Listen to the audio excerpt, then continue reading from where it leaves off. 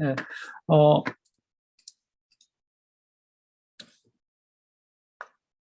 잘 들리죠?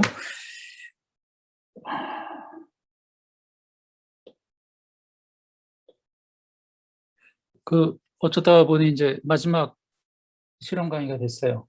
잘 됐죠? 빨리 끝나는 거. 10장 하겠습니다. 이 실험은 랩 10인데요. 랩 10은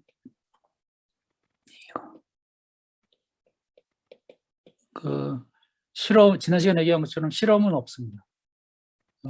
이제 실험실에서 해야 되는데, 여건이 안 돼서 못 한다고 했어요. 그래서 실험은 없고, 강의는 오늘 하고요. 그런데 퀴즈는 있습니다. 그래서 여러분 스케줄에 맞춰서 10장 퀴즈까지는 봐야 끝나는 겁니다. 그래서 조교들도 다 그렇게 알고 있고 하니까 마지막 10장 퀴즈는 일자에 맞춰서 보도록 이렇게 하고요. 일부 학생들이 이제 연락이 왔어요. 랩텐을 집에서는 할 수 없는데 실험실에서 할 수 있다 그러면 수업 끝나고 방학 때 할 수 있도록 도와줄 수 있냐. 그래서 당연히 그거는 제가 도와줘야죠. 그래서 조교들한테 연락을 해서 각 분반에 그런 학생이 몇 명이나 되는지 좀 조사를 해달라고 했습니다. 그래서 대충 인원이 파악된 것 같고, 학기 잘 마치고 방학 중에 실험실 세팅이 되면 연락해서 하루 나와서, 하루도 아니죠. 한 두세 시간 나와서 할 수 있도록 이렇게 하겠습니다. 오늘 실험 강의 먼저 하고요. 그리고 이미 공지는 했는데, 이제 기말 프로젝트, 그것 때문에 따로 또 모일 수는 없으니까 오늘 그것까지 마저 해서, 지난 시간에 좀 길게 하게 됐었는데, 오늘은 두 개 합쳐서 예정된 시간 안에 끝내보도록 이렇게 하겠습니다. 제 컴퓨터가 고장이 나가지고 이제 다시 제가 수리를 했거든요. 그런데 혹시 몰라서 그런데 중간에 줌이 지난번처럼 갑자기 끊어지게 되면 잠시 기다리면 제가 다시 로그인해서 이렇게 들어가도록 하겠습니다. 10장의 주제는 데이터 컨버전이에요. 데이터를 이제 여러분들이 전자공학 학생이니까 아날로그 신호, 디지털 신호 이렇게 이제 크게는 구분할 수 있을 거라고 봅니다. 우리가 이 수업에서 다루는 거는 디지털 신호예요. 그래서 주로 0, 1 이런 이제 표현들을 써왔었는데 여러분이 일상에서 만나는 신호들은 또 다 아날로그예요. 그래서 결국 그렇다는 얘기는 우리처럼 디지털 가지고 뭐를 하는 사람들은 그러면 그런 아날로그적인 신호를 어떻게든 디지털로 변환을 해야 우리가 처리할 수 있겠구나 이렇게 생각하는 게 맞습니다. 그래서 이제 여러분들이 나중에 디지털 통신, 디지털 신호, 영상 이런 건 전부 다 컨버전이 된 신호인 거예요. 그래서 그 중간에 지금 우리 이 실험 10의 주제인 데이터를 컨버전해주는 주로는 이제 아날로그 신호를 디지털로 그리고 디지털을 반대로 아날로그로 이렇게 바꿔주는 과정을 이제 데이터 컨버전이라고 하는데 그 데이터 컨버전하고 관련된 주제예요. 그래서 사실은 우리과 과목 어디에선가 이걸 좀 다뤄주는 게 맞죠. 그래서 제가 여기서 다루고 또 4학년 때 제 마프 쪽에서도 잠깐 다뤄주긴 하는데 여기서 다루는 게 훨씬 더 자세하게 다룹니다. 그래서 디지털을 아날로그로 바꿔주는 컨버터, 그걸 DAC라고 하고요. 반대로 아날로그를 디지털로 바꿔주는 컨버터, 이거를 ADC라고 이렇게 부르고요. 당연히 이제 이 두 가지는 쌍으로 있어야 이제 일을 할 수 있어요. 쌍으로 있어야 일을 할 수 있는 게 아니라 일반적으로 이제 이렇게 쌍으로 어떤 시스템을 구성하게 돼요. 목적은 좀 아까 얘기했습니다. DAC하고 ADC의 동작 원리를 각각 설명하고요. 우리가 이제 할 수는 없는데 실험실에서 한다 그러면 이 두 칩을 가지고 하게 되는데 이 두 칩은 매우 고전적인 칩이에요. 우리 브레드보드에 꽂을 수 있는, 그러니까 제가 여러분 나이 때도 있었던 그런 칩인데 굉장히 전통적인 칩인데 이 두 가지를 쓰는데 이게 좀 일반적인 칩이 아니어서 이제 실험실에서 할 때도 모든 학생한테 이렇게 다 나눠주고 하지는 못했습니다. 그러니까 실험할 때만 쓰고 다시 이렇게 모아놓고 그랬던 칩인데요. 그래서 이제 실험실에서 할 수 있다 이렇게 얘기를 하죠. 그래서 오늘은 주로 동작 원리 관점에서 살펴보게 되죠. 왜냐하면 실험은 이제 이번에는 하지 않으니까. 그래서 회로는 잠깐만 살펴보고 주로는 동작 원리 관점에서 설명을 하겠습니다. 이것도 마찬가지죠. 실험실에 와서 하게 되면 이제 만나게 될 부품들 이렇게 되는 거예요. 그래서 이것도 스킵하겠습니다. 제가 오늘 그 10장 자료까지 올려주고 나서 TOC를 올렸어요. TOC는 그 앞에 목차에 해당하는 건데 그걸 올렸는데 그 DMND에 보면 어펜딕스라고 돼 있고 부록 거기에 키트에 관한 자료가 있는데 그 부분도 역시 이제 나중에 혹시 실험실에 와서 실험을 할 사람들에게는 배포하도록 하겠습니다. 배경 이론을 좀 보면 제가 지금 여기 가져온 그림은 그 여러분들이 대부분 2학년이라고 치면 이제 3학년에 가면 그 제어라는 과목이 있거든요. 그 제어에서 제어 책에서 제가 따온 그림이에요. 이제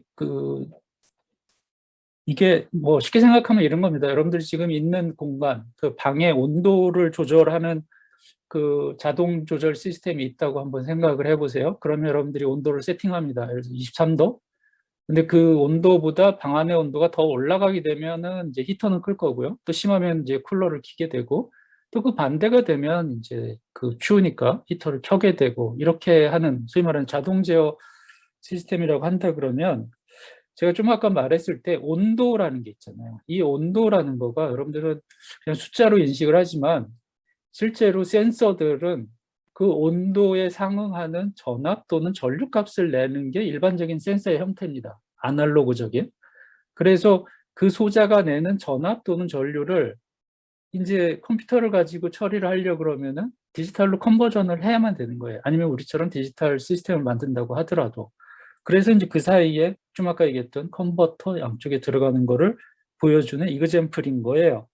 그래서 보면 제어 시스템에 요즘 다 이렇게 디지털 컴퓨터가 들어가게 돼요. 디지털 컴퓨터는 말 그대로 디지털로 표현된 어떤 신호 또는 숫자들을 받아들여서 계산을 하고 결과를 또 숫자로 내보내는 거예요. 디지털 숫자로.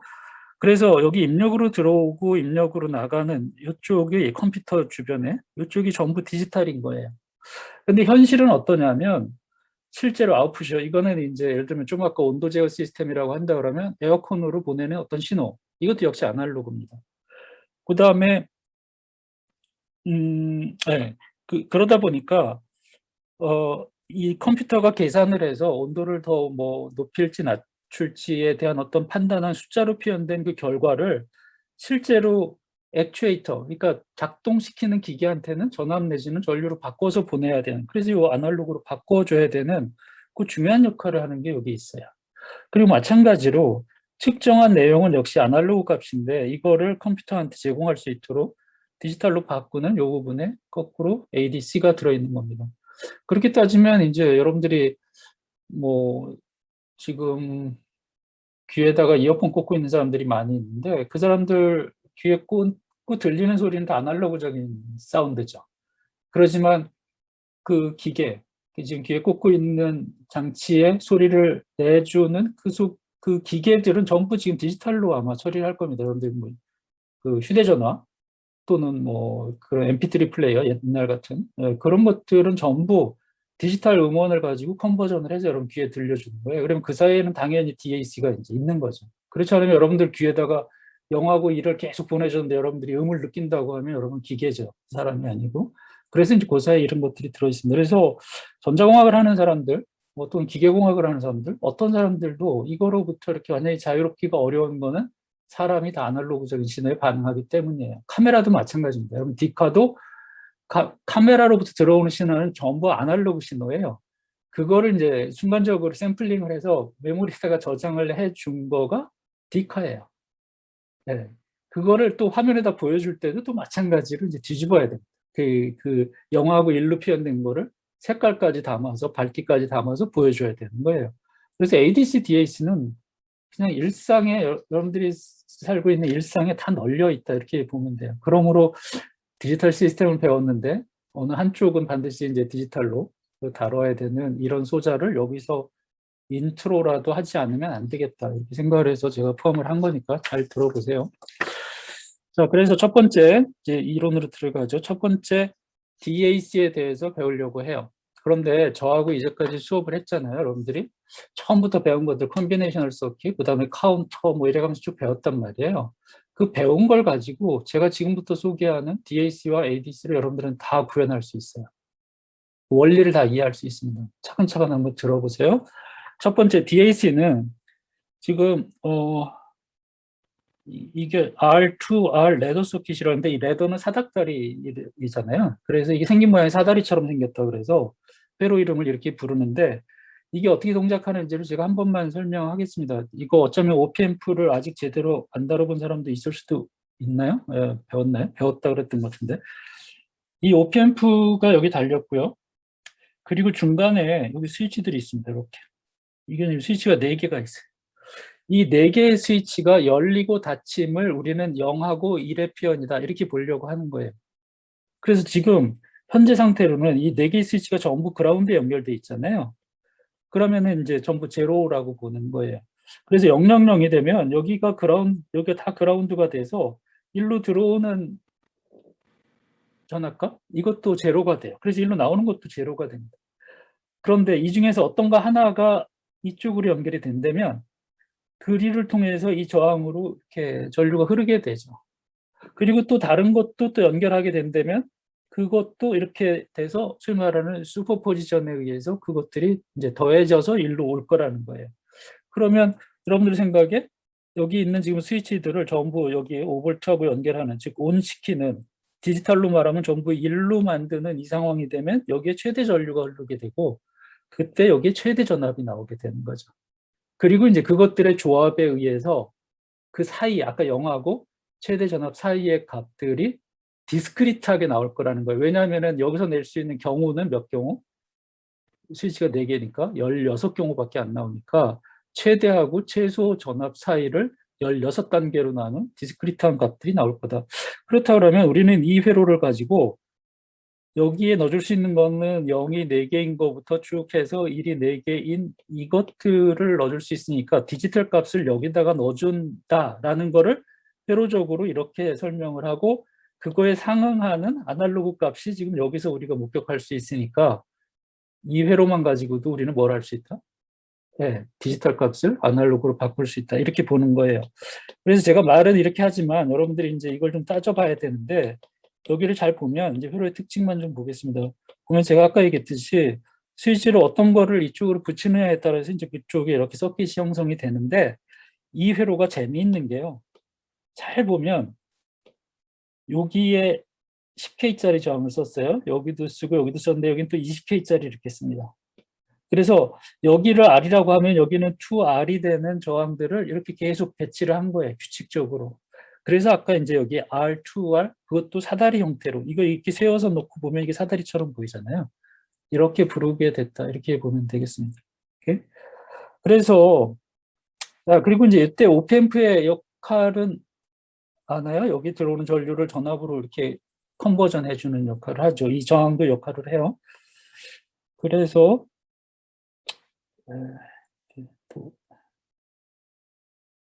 그래서 여기까지 보고요.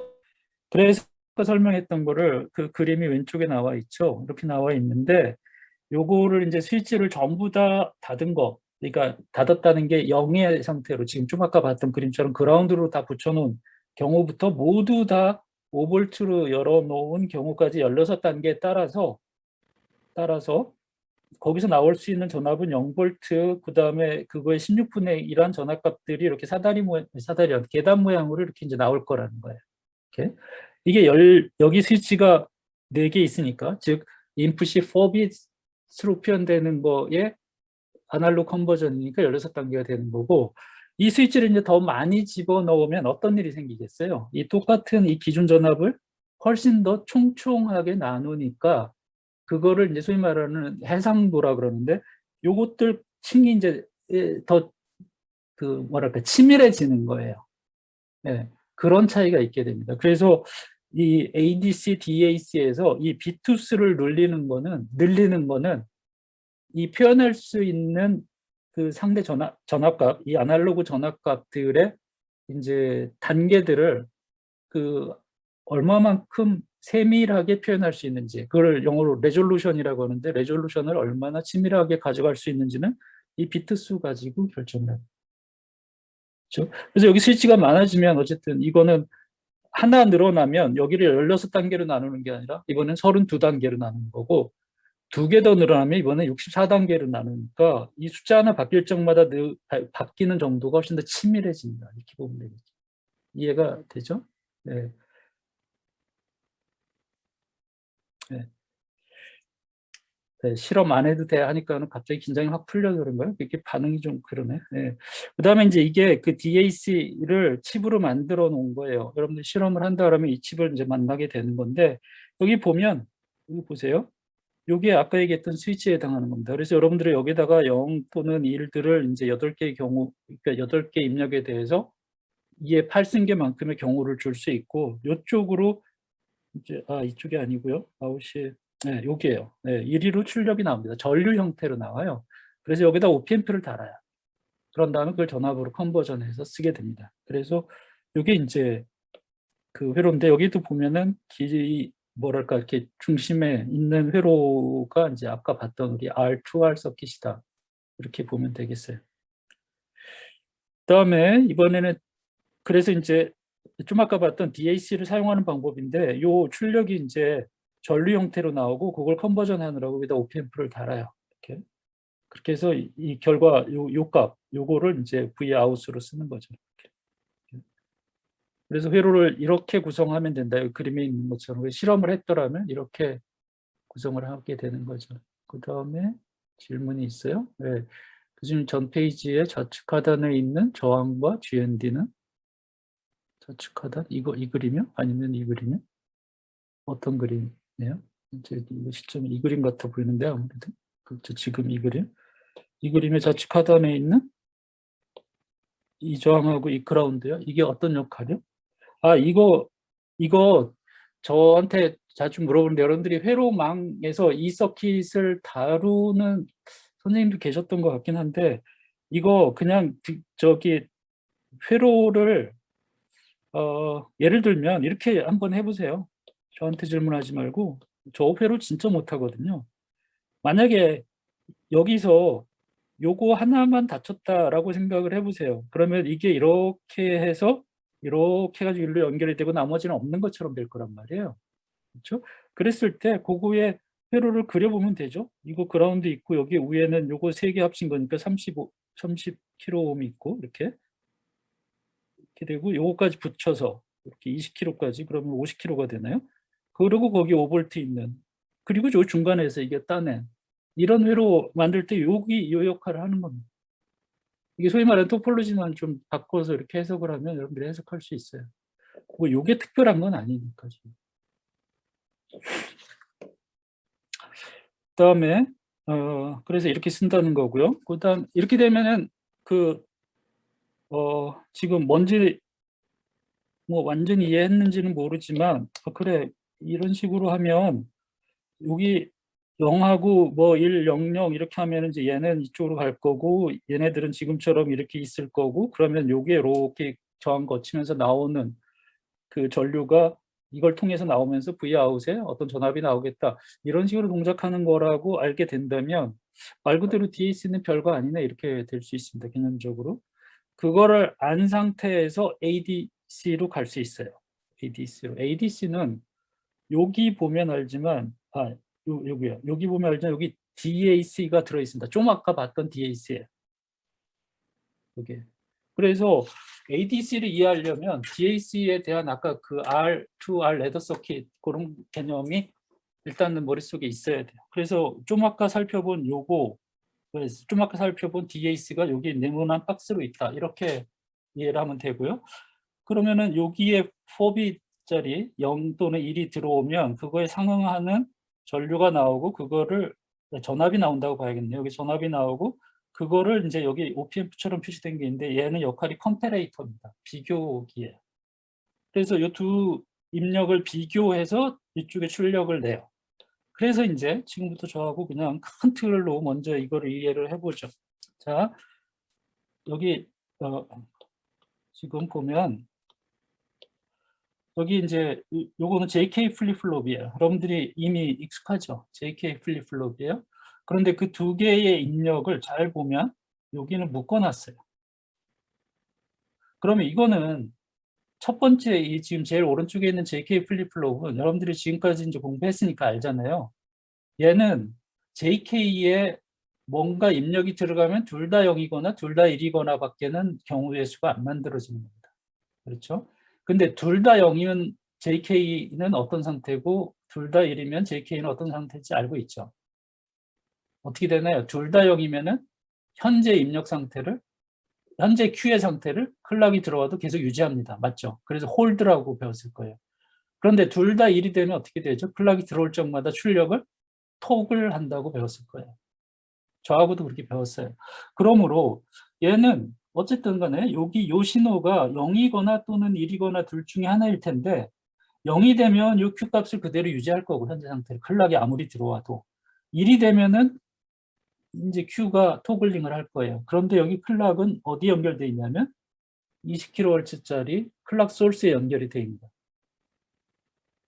그렇죠? 네, 이렇게 연결이 돼 있어요. 그러니까 여기서 클락이 들어오면 이제 JK가 어떠냐에 따라서 이게 바뀔 거다. 이렇게 알고 가요. 그런데 두 번째, 세 번째, 네 번째 JK 플립플롭은 전부 1로 묶어놨어요. 이거는 첫 번째 거랑 달라요. 제일 오른쪽 거랑 달라요. 그렇다는 얘기는 어떻게 되는 거예요? 두 번째, 세 번째, 네 번째는 클락이 들어오기만 하면 얘는 토글링을 하는 거예요. 맞죠? 그런데 그것들의 클락에는 앞단에 출력이 연결됩니다. 이거 여러분들 봤어요, 앞에서. 어떻게 하자는 거예요? JK 플립플롭 가지고 카운터를 만든 거예요. 그렇죠? 그 앞에 거 클락이 막 바뀌면 제일 오른쪽 거가 그 클락에 이분주한 것만큼 Q가 움직일 거고, 만약에 토글 모드라면 그 출력이 다음 클락의 클락 신호로, 다음 JK의 클락으로 사용되니까 다음 JK는 그거보다 다시 이분주한 것만큼 또 토글링을 할 거고, 이렇게 되니까 이게 이제 카운터가 됩니다. 업 카운터. 그리고 왼쪽으로 갈수록 MSB가 되는 거고 오른쪽으로 갈수록 LSB가 되는 그런 전형적인 카운터가 되는 거예요. 근데 단 조건이 하나 있었죠. 아까 어떤 거였어요? 제일 오른쪽에 있는 이 JK 플립플롭에 연결되어 있는 얘가 1일 때만 카운팅을 하고 얘가 0이어서 얘가 홀드되면 요것도 홀드되고 당연히 이 클락이 안 움직이니까 얘도 홀드되고 다 섭니다. 다 정지해요. 그렇게 되면. 그러면 이제 얘가 어디 연결되어 있는지를 보는 거예요. 얘가 어떻게 연결된지를 뭐 여기 중간에 이런 거 있는데 빼고 그냥 여기를 보면 뭔지 모르지만 이 컴패레이터가 결정을 할 것 같아요. 그리고 나서 보니 여기 아날로그 인풋이 있습니다. 이게 지금 우리 ADC 하려고 하는 거예요. 그럼 ADC는 기본적으로 어떤 동작을 한다고 아까 제가 처음 인트로에 소개를 했냐면 내가 아날로그 전압값을 내는 어떤 센서의 출력이 있는 거예요, 나한테. 이게 만약 예를 들어서 5.1V다, 뭐 3.3V다 라고 내가 지금 어떤 센서로부터 얻은 아날로그 신호가 있는데 이거에 상응하는 디지털 값을 지금 얻고 싶은 거예요. 그게 ADC일 거 아니에요. 그래서 여기에다가 여러분들은 변환하려고 하는 아날로그 신호를 여기다 연결을 했다고 가정을 하는 거예요. 이렇게. 그러면 여기에 한쪽 인풋에 컴플레이트 한쪽 인풋에 여러분들이 변환하려고 하는 아날로그 신호가 여기 들어와 있다고 하면 나머지 한쪽 인풋은 누구에 의해서 연결되어 있냐면 아까 우리 앞에서 설명했던 DAC의 출력이 연결되어 있는 겁니다. 네? 그런데 만약에 요 플립플롭 4개가 초기에 다 클리어 됐다고 한번 생각해 보세요. 그 말은 다 0이라고 생각을 해보자라는 거예요. 이 스위치를 누르면 이게 그라운드가 되고 이게 그라운드가 되면 얘네들은 다 클리어 될 거란 말이에요. 그러니까 처음에 저 스위치를 누르는 순간 저 플립플롭들은 전부 제로가 돼. 맞죠? 그러면 요게 제로고 요게 제로고 요게 제로고 제로일 때에 이 DAC의 출력은 몇 볼트? 아까 우리 앞에서 본 대로라면 0볼트가 나올 거예요. 그럼 여기 나왔어요. 그런데 여기는 예를 들어서 내가 지금 변환하려고 하는 전압이 뭐 예를 들어 3.5V다. 3.5V하고 0V하고 비교하면 같지 않아요. 그래서 요거 자체가 1이 되도록 돼요. 1이. 같지 않으면 컴패레이터를 가지고 했을 때 이게 1이 돼요. 그러면은 얘네들이 요게 1이 됐으니까 요게 카운팅이 되기 시작해요. 그러면 얘네들도 카운팅이 됩니다. 이 카운팅이 되면 요 000이었던 거가 더 이상 000이 아니고 어떻게 돼요? 0001, 0010 이렇게 하면서 이 값들이 점점 바뀔 거예요. 이 값들이 바뀌면 뭐도 바뀌나요? 이 컴패레이터의 입력 원래는 처음에 시작할 때는 0이었는데 얘가 점점 올라가기 시작해요. 카운팅이 업 카운팅이 되면서 그러다가 이 3.5V하고 같아지거나 커지게 되면은 이게 제로가 됩니다. 그러면 이 카운팅을 멈춰요. 그러면 같거나 커지기 시작하는 그 찰나에 얘가 딱 멈췄을 때에 요 플립플롭의 출력들의 값을 디지털로 읽어내면 우리는 뭐라고 하는 거예요? 여기에 제공된 입력 전압에 상응하는 디지털 코드다. 이렇게 얘기를 할 수 있겠죠. 이해가 되죠? 네. 이렇게 해서 ADC를 구현을 한다는 겁니다. 그래서 ADC 안에는 DAC가 포함이 돼요. 이런 이유로. 이해가 됐나요? 네, 지금 몇 사람 끄떡끄떡 하는데 그냥 무슨 소리 하는 사람도 있는 것 같은데 제가 지금 어려운 얘기 한 거 아니에요. 이렇게 이해됐어요? 네. 그런데 이거 잘 보면요. 어떤 일이 있냐면 여기 문제가 있어요. 지금까지 설명드렸는데 무슨 문제지 싶을 텐데 뭐 다 이해한 것 같은데. 자, 그렇게 해서 이제 제가 지금 설명한 거는 ADC의 큰 동작을 크게 설명을 한 겁니다. 그런데 한번 보세요. 내가 여기다가 1볼트를 넣었을 때의 컨버전이 끝나는 시간하고 4볼트를 넣었을 때 컨버전이 끝나는 시간이 같다 다르다. 다르죠. 왜냐하면 1볼트는 카운팅을 시작해서 조금만 올라가면 금방 여기서 1볼트보다 같거나 큰 값을 얻을 수 있지만 4볼트가 되려고 그러면 1볼트보다는 얘를 한참 카운팅을 해야만 거기에 상응하는 전압값이 여기 나올 거라서 소위 말하는 컨버전 하는데 걸리는 시간이 입력 컨버전 하려고 하는 대상인 입력 전압의 크기에 따라서 결정이 나는 거예요. 뭔가 좀 불편하지 않아요? 예를 들어서 1볼트를 컨버전 하든 4볼트를 컨버전 하든 컨버전 하는데 걸리는 시간은 좀 같아야 내가 이런 장치를 내가 시스템에 갖다 쓴다고 했을 때 좀 편하게 쓸 것 같죠. 왜냐하면 만약에 이렇게 동작하는 그 ADC를 여러분이 샀다 그러면 여러분들은 안전하게 쓰려고 그러면 이 컨버터가 컨버전을 마치는데 걸리는 최장 시간에 맞춰서 시스템을 설계할 거 아니에요. 그 뭔가 좀 억울하죠. 뭐 예를 들면 어떤 때는 뭐 1볼트 그러니까 컨버전 하는데 금방 컨버전이 되는 전압값도 있는데 어쩌면 있을지도 모르는 큰 전압값을 컨버전하기 위해서 우리는 소위 말하는 월스트 시나리오에 맞춰서 이 시스템을 설계해야 되는 거예요. 이거를 공학하는 사람들이 되게 싫어합니다. 여러분도 이제 뭐 지금 이제 배워가는 과정이니까 그럴 텐데 이걸 되게 싫어해요. 그래서 항상 이런 걸 원해요. 사람들은 이 컨버전 하는 시간이 디터미니스틱 했으면 좋겠다. 1볼트가 들어오든 4볼트가 들어오든 차라리 일정했으면 좋겠는 거예요. 일정했으면. 그래서 나온 게 바로 그 다음 페이지에 설명할 내용입니다. 그래서 나온 것이 이 방식이요. SAR이라고 되어 있는 이 방식이에요. 그래서 이게 약자입니다. 이렇게 생긴 거예요. 그래서 이 방식을 지금부터 간단히 소개를 한번 해볼게요. 저 한 번만 할 거예요. 네. 그리고 아마 제가 조교라면 뭐 이쯤에서 문제가 나오지 않을까 싶은데 어쨌든 한 번만 할 테니까 잘 들어보세요. 지금 관건은 뭐예요? 여러분들이 ADC를 앞 페이지에서 이해했습니다. 그런데 문제가 있어요. 그래서 걔를 컨버전 하려고 하는 입력 아날로그 전압값에 상관없이 나는 항상 똑같은 시간 안에 컨버전을 해서 결과를 디지털로 보여주고 싶다. 이렇게 된 거예요. 그래서 이 SAR 방식은 지금 현재 존재하고 있는 대부분의 ADC는 이거에 기본해서 합니다. 이거에 기본해서 해요. 그러므로 앞에 거는 원리 소개고요. 실제로는 요거에 가깝게 설계가 된다. 이렇게 보면 되겠습니다. 그래서 여기서는 네, 제가 한 번만 소개한다고 했으니까 잘 들어보죠. 어떻게 그 문제를 풀었느냐 하면요. 자, 컨버전 할 전압은 1로 들어와요. 그리고 얘도 여기서는 컴패레이터예요. 그래서 컨버전이 끝난 ADC, DAC의 전압값은 1로 들어오겠죠.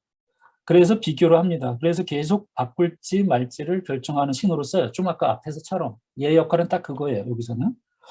그런데 여기 지금 박스로 표현되어 있는 얘의 동작을 이해하는 게 관건이에요. 그래서 이게 Successive Approximation Register 이렇게 되어 있는데 얘를 어떻게 이해를 하는지를 이 페이지하고 그 다음 페이지 연달아서 두 페이지에 걸쳐 소개를 하면 되고 그게 이제 사실상 오늘 실험 강의 거의 대부분 그러니까 거의 끝이에요.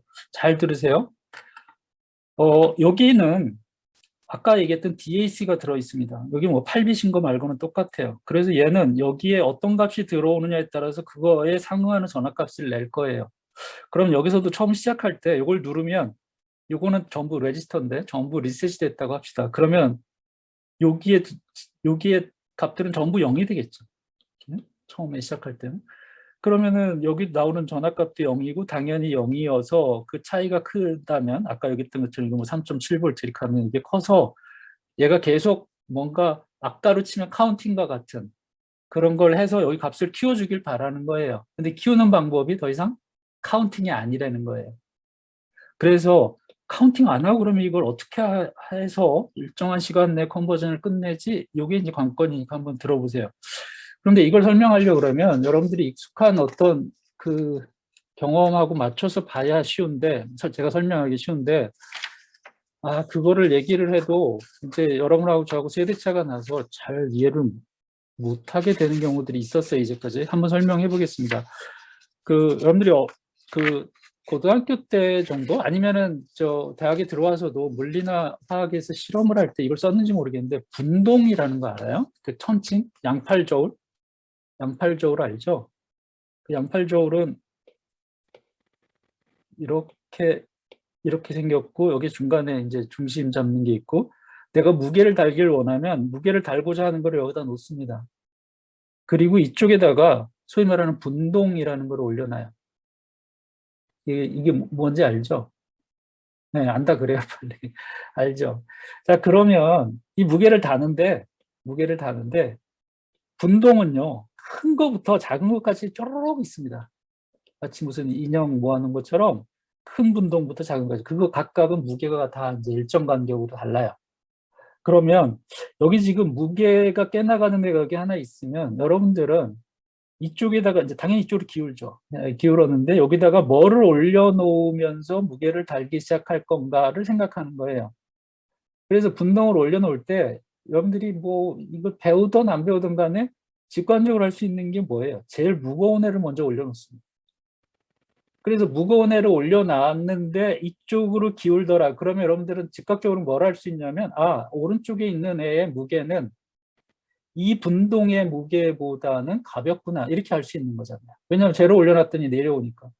그런데 쟤를 올려놨는데도 기울어진 채로 그냥 있더라. 그러면 쟤는 이 분동보다는 무겁구나 이렇게 알게 되는 거예요. 그러면 첫 번째 시나리오, 자 쟤를 올려놨더니 분동이 이번에는 왼쪽으로 확 기울었어요. 그러면 여러분들이 해야 될 일은 저 분동을 계속 올려놓고 있는 거예요, 내리는 거예요? 내려야 됩니다. 저거 계속 올려놓고는 무게를 못 따라요. 그래서 쟤를 내리고 그 다음 번째 분동을 올려놔요. 기대하기로는 뭐 이제 쟤를 올렸을 때 이제 그 오른쪽 거하고 좀 뭐 어느 정도 밸런스가 맞기를 기대를 하면서 이렇게 되는 거죠. 이렇게. 거꾸로 제가 아까 내려놨나요? 네. 만약에 이쪽 거가 무거워서 이 제일 무거운 분동을 올려놨는데도 오른쪽으로 기울고 있으면 걔 내려요, 안 내려요? 그냥 둡니다. 둔 채로 두 번째 것도 올려요. 어떻게 하려는 건지 알겠죠? 이렇게 해서 계속 가다 보면 이 오른쪽 여기 지금 분동들이 작은 애들도 있으니까 걔네들을 올렸다 내렸다 하면서 이 밸런스를 맞출 때까지 계속 작업을 해요. 맞출 때까지. 그런데 이거를 잘못해가지고 작은 애부터 올리기 시작하면 대책이 없습니다. 이게 작은 거부터 올리기 시작하면 큰 거부터 하면 이런 일이 가능해요. 이해가 됐죠? 네. 그래서 그 작업을 정확하게 요 밑에서 SAR이 그렇게 하는 겁니다. 그래서 어떻게 하느냐면요. 자, 지금 얘네들이 다 리셋됐어요. 그래서 여기 값들이 다 0, 0, 0가 나오고 있어요. 그런데 이제 아까 분동 올리듯이 여기 MSB라고 하는 애 얘만 한번 1로 바꿔보는 거예요. 1로 바꿔보는 거예요. 그러면 여기 1, 0, 0, 0, 0 이렇게 됐으니까 거기에 상응하는 전압이 나오겠죠. 그거가 여기 와서 비교해가지고 이제 어떤 결정을 하게 만들 거라는 거예요. 더 그 다음에 이제 바꾸는 작업을 하는데 그래서 그 작업을 계속 해나가는 겁니다. 그래서 이거를 올렸는데 뭐 뒤에 설명을 위해서 제가 임의의 전압값을 하나를 선택을 했는데 한번 봅시다. 여기다가 이번에 바꿀 거는 기준 전압이 10V인데 여기 바꿀 전압은 5.5V가 왔다고 합시다. 그러면 한 두 단계만 제가 한번 해볼게요. 자, 그러면 당연히 이게 5.5V고 여기는 처음에 이제 요거 눌러서 0이 됐으니까 0000이 들어왔으니까 여기 0V 나올 거란 말이에요. 그러면은 여기는 5V, 5.5V인데 여기는 0V가 들어왔으니까 이거는 이제 계속 하라고 하겠죠. 그래서 어떤 일을 하느냐 하면 얘를 1로 바꿔봅니다. 그러면 이게 MSB고 기준 전압이 10V면 얘 바꾸면 여기가 5V가 돼요. MSB 하나 바꾸면 크게 절반을 치는 거가 되거든요. 그래서 여기 5V가 나옵니다. 근데 5V가 나왔는데 여기가 5V고 여기가 기준이 5.5니까 스틸 뭔가가 부족한 상태가 되는 거예요. 그래서 얘는 유지할까요? 내릴까요? 유지합니다. 유지해요. 그리고 나서 두 번째 거를 1로 해봐요. 처음에 0이었으니까 1로 해봐요. 그러면 여기가 요거 하나 바뀌는데 5V였으면 요거 하나 바뀌는 거는 몇 볼트? 다시 그거의 절반에 해당하는 기준 전압의 절반, 4분의 1에 해당하는. 그래서 여기 2.5V가 돼요. 그래서 얘까지 1로 올리면은 이 전압은 이제는 얼마로 돼요? 7.5V가 됩니다. 그럼 여기 7.5V가 오면 이번에는 얘가 크잖아요. 그래서 크다고 오면 그 올렸던 거를 내려요. 왜냐하면 분동 이제 첫 번째 건 유지하지만 두 번째 거가 이미 7.5가 되면 나머지 거 조정해서 더 조정할 방법이 안 나오기 때문에 그래서 얘를 내려요. 이렇게. 그러면 얘는 다시 이제 5V가 될 거고 이번에는 그 다음 거를 올려봅니다. 그러면 얘는 몇 볼트 담당? 아까 5V 2.5 이번에는 1.25V 담당 이렇게 되는 겁니다. 여기 지금 지금 여러분들이 디지털 수가 표정으로 봐서는 익숙하지 않을 것 같은데 이게 0V부터 10V인데 얘를 00, 얘를 00000이라고 한다면 여기를 1111이라고 했을 때 중간에 여기 1000 여기가 절반에 해당하는 값을 갖게 되는 거잖아요. 그 다음에 두 번째 거 MSB가 다시 그거의 절반 이렇게 따져나가는 겁니다. 그래서 여기 1.25가 돼요. 그러면 이제 두 번째 거는 내렸고 세 번째 거를 올렸으니까 이번에는 6.25가 되네요. 6.25가 여기로 옵니다. 그러면 아직도 5.5보다 커서 걔도 내려요. 이런 식으로 계속 해나가는 겁니다. 그러면 이런 식으로 계속 해나갈 때 해볼 수 있는 경우의 수는 최대 몇 가지 해볼 수 있는 거예요. 8번째까지 올렸다 내렸다를 반복하면 돼요. 입력 전압이 무엇이든 간에. 맞아요? 표정이 이러면 안 되는데 이쯤 설명하면 여러분들이 딱 이렇게 해야 되는데 한 번만 설명한다 그래서 이렇게 하겠습니다. 그래서 요 8개에 대해서 들었다 놨다를 이제 8개에 대해서 하면서 계속 그때 요 상태를 비교하면서 계속 걔를 유지할지 내려놓을지를 요 사인을 보고 결정을 합니다.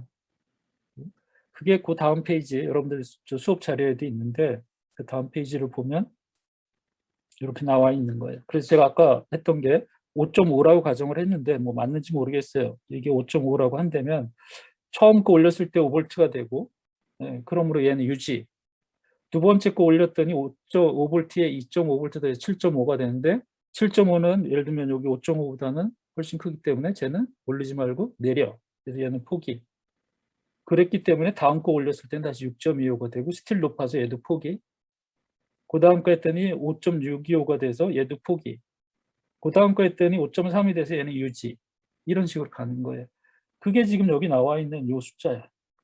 그래서 유지, 포기, 포기, 포기, 유지, 유지, 유지, 유지 이렇게 된 거예요.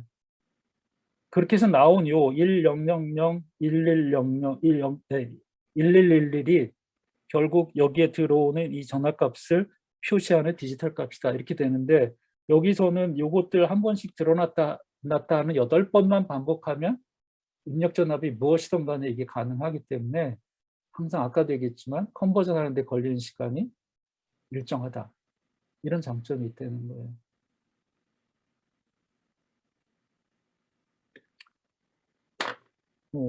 제가 거의 끝났거든요. 질문, 요거에 대해서 질문이 있으면 한번 구체적으로 질문해 보던가 없으면 그냥 가겠습니다. 이해했어요?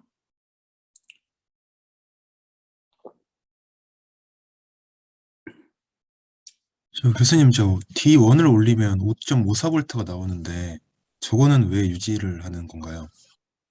잠깐요. D 뭐로 올리면? D1을 올리면 5.54V가 나온다고 되어 아, 있는데. 제가 아까 여기 5.5는 제가 그냥 정한 겁니다. 그래서 정확하게 여기 지금 몇 볼트가 들어왔는지 제가 몰라요. 모르는데 그냥 이 앞부분 설명하는 데는 5.5V만 돼도 설명이 될 것 같아서 한 거고, 이거 설명대로라면 지금 아마 그 뭔가 5.5 얼마 볼트가 될 거예요, 아마. 그래서 이렇게 되지 않았을까 싶은데, 지금 학생 질문은 아마 여기 요 부분 5.54, 5.4 여기 어떤 거요? 아까 D1? 네, 그렇습니다. 네, D1을 왜 유지하느냐고요? 네, 네, 여기 입력으로 들어온 게 5.5가 아니기 때문일 거예요. 아마 5.5 얼마 이렇게 되는 걸 겁니다. 알겠습니다. 예, 예. 제가 괜히 5.5라고 딱 찍어서 얘기한 게 오히려 오해를 사게 했군요. 예, 5. 여기 어떤 전압값이 들어온 거예요. 거기에 대해서 지금 트라이를 한 겁니다. 대략 5.5 근처일 거예요. 여기 왜냐하면 최종값이 5.58이니까 5.5 얼마 이렇게 되는 걸 겁니다. 됐어요? 네. 그 다음에 그거 가지고 실험하는 거예요. 그런데 여기서 한 가지만 노트하겠습니다. 이것도 여러분들이 듣고 이해가 되는지 모르겠는데, 네, 됐으면 좋겠는데, 이게 지금 블록 다이어그램이거든요. 좀 아까 설명했던 ADS입니다. 아날로그를 디지털로 바꿔주는. 그런데 그거를 설명을 할 때 여기 채널이라는 얘기가 나와요. 여기. 예? 잘 보면 여기 요 부분이 좀 아까 설명했던 ADC의 메인이에요. 그래서 이제 여기 보면 컴패레이터 있고 SAR 좀 아까 봤던 거요. 그게 있고 그거에 의해서 디지털로 나오는 출력 부분이 있고 이게 다예요. 그런데 여기에 지금 채널이라는 걸 줍니다. 그래서 요거에 대해서만 여기서 설명을 하면 될 것 같아요. 왜냐하면 이 본질은 이해가 됐다고 보고, 이 채널은 뭐냐면요, 이 대부분의 ADS가 이렇게 쓰는데, 이 ADS는요 지금 들어오는 신호를 디지털 값으로 컨버전을 해주면 그게 이제 그 역할은 끝나는 거예요. 그런데 한번 이런 가정을 해봅시다. 여러분, 방안 온도를 지금 아날로그 이제 방안 온도를 재는 센서가 있는데 그거가 내는 출력 전압값을 그거에 상응하는 디지털 코드로 바꿔줬어요. 근데 방안 온도를 일초에 100번씩 재야 될 이유가 있을까요? 없을까요? 네, 방안 온도는 없습니다. 5분에 한 번만 재도 돼요. 그렇죠? 방안 온도 정도 제어하는 때는, 아니면 1분에 5번도 충분하죠. 근데 이 디지털, 그러니까 이런 그 서킷 입장에서 보면 뭐 그 1초에 수만 번, 수백만 번도 바꿔줄 수 있어요. 얘네들 동작 속도가 요즘 기술로 보면. 그러다 보니까 사람들이 무슨 생각을 하게 된 거냐면, 아니 그 비싼 ADC를 가지고 한 신호만 바꾼다고? 이거는 조금 억울한 것 같아요. 그래서 ADC 하나에다가 시간적으로 멀티플렉싱을 해서 이번에는 이 신호를 바꿔서 출력으로 컨버전 된 걸 내주고, 조금 시간 지난 다음에 다시 다른 신호에 대해서 컨버전해서 내주고, 그렇게 내준 것들을 따로따로 저장해서 쓰면 되지 않겠어요? 이런 겁니다. 예를 들어서 여러분들이 방안에 지금 온도 재는 게 필요하고, 그래서 빛의 밝기를 또 자동으로 조정하는 게 필요하고, 또 뭐가 있을까요? 뭐 예를 들면 뭐 오디오가 있는데 오디오 소리를 뭐 조정하는 게 필요하고, 뭐 이렇다 그러면 제가 지금 말한 게 세 가지 소스가 있는 거잖아요. 이 세 가지 소스를 ADC 하나 가지고 이번에는 빛의 밝기, 이번에는 뭐 온도, 이번에는 뭐 소리 크기, 이거를 측정하는 거를 계속 일정 간격으로 하되 ADC는 하나만 쓰되, 지금 컨버전 하는 건 소리, 이번 컨버전 하는 거는 밝기, 이번 컨버전 하는 거는 온도, 이것만 알면 하나 가지고 세 가지로 쓸 수 있지 않겠어? 이렇게 생각을 하자는 겁니다. 그래서 나온 게 여기 채널이에요. 그래서 여기다가 여러 센서들로부터 온 걸 연결한 다음에 이것들 중에 하나만 연결돼서 그때 컨버전 된 거 취하고, 다시 두 번째 거 연결해서 컨버전 된 거 또 어디다 저장하고, 이렇게 한다 그러면 이 비싼 얘를 가지고 유용하게 쓰겠다, 이런 거예요. 이해가 되죠? 그래서 이제 여기 채널이라는 게 있고, 그 채널을 선택하는, 소위 여러분들이 이미 앞에서 배웠던 디코더가 여기 들어있습니다. 그 얘기가 이제 그 다음 페이지에 있어요. 그래서 여기도 보면 채널이 여기에요. 여기 이제 아날로그 신호들이야. 여기 한 채널, 뭐 또 다른 채널, 또 다른 채널에서 여기 8개 채널이 있고, 이거를 컨버전해서 디지털로 바꿔주는 출력이 이쪽으로 나옵니다. 그러면 이것들 중에 어떤 애를 이쪽으로 내보낼지를 결정하는 거는 여기 ABC 신호 중에 저거를 000부터 111까지 세팅을 하면 8개의 경우 중에 하나가 선택이 돼서 이리로 컨버전이 될 거다. 이렇게 이해를 하면 되죠. 그렇죠? 그래서 ADC는 이제 좀 아까 얘기했던 대로 이제 채널이라는 게 들어가고 그걸 쓰는 게 이제 당연시 돼야 된다. 그래서 뭐 예를 들면 여러분들이 뭐 무슨 비싼 기계를 하나 샀다고 쳐보세요. 뭐 여러분 형제들이 같이 쓰려고. 그래서 형제가 3명이 있는데 3명이 다 그 기계를 3대를 갖고 있을 건지 아니면 한 대를 갖고 있으면서 뭐 내가 잠깐만 쓰면 되는 거니까 내가 쓰고 다시 뭐 원위치해 놓으면 그 다음에 다른 형제가 쓰고 뭐 이런 식으로 쓰면 한 개 가지고도 충분히 쓸 수 있다. 뭐 이런 개념인 거예요. 그래서 여기 이 채널이 있다라는 거를 이제 보면 좋은데 이 처음 배우는 사람들은 아 저런 거 없었으면 좋겠어 그냥 ADC나 하나면 되지 또 채널 선택하는 또 뭐 그 데이터 시트 봐야 되고 뭐 회로 연결해 줘야 되고 이런 거 없었으면 좋겠어 이럴지 모르지만 실제로 매우 유용하고 실제 다 이렇게 나옵니다. 이게 한 40년 정도 된 칩이에요. 굉장히 초창기 칩이거든요. 그때도 이미 이렇게 돼 있었던 거죠. 네, 실험 과정은 한 가지만 언급하고 빼겠습니다. 이제 그냥 가겠습니다. 이거는 DAC 실험인데요. 말 그대로 여기 디지털로 여기 스위치들이잖아요. 이 실험실에서 이제 쓰는 건데 여기에 이제 어떤 스위치는 1로 만들고 어떤 스위치 0으로 만들면 거기에 상응하는 전류가 나와요. 그 전류를 전압으로 바꾸려니까 여기다가 저항을 다룬 겁니다. 그런데 원래는 이런 식으로 오프앰프를 달아요. 그러면 이제 질문이 나올 수 있잖아요. 이건 아까 앞에서 제가 보여줬던 회로인데 여기 출력으로 나오는 이 전류를 컨버전 하는데 오프앰프를 써서 컨버전 하는 방법이 있고 여기서처럼 저항을 써서 컨버전 하는 방법이 있는데 이 둘 간의 차이는 무엇일까? 뭐 이런 거 배웠나요? 예. 저하고 전에 수업하면서 이런 얘기 했던 기억이 납니다. 오프앰프의 특징, 여러분들 아마 어디쯤에선가 배웠다 그래요. 그 실험 시간에 배웠다 그러고 그러면 오프앰프의 특징 뭐죠? 인풋 임피던스가 매우 크다. 이런 말 배웠나요? 네, 그런 말 배웠습니다. 그래서 거기에 힌트가 있어요. 그래서 이렇게 쓰는 게 정답이고요. 급한 대로는 그냥 이렇게 써서 여기 전류를 여러분들이 그건 알잖아요. 전류를 저항을 통과시키면 거기에 전압이 형성된다.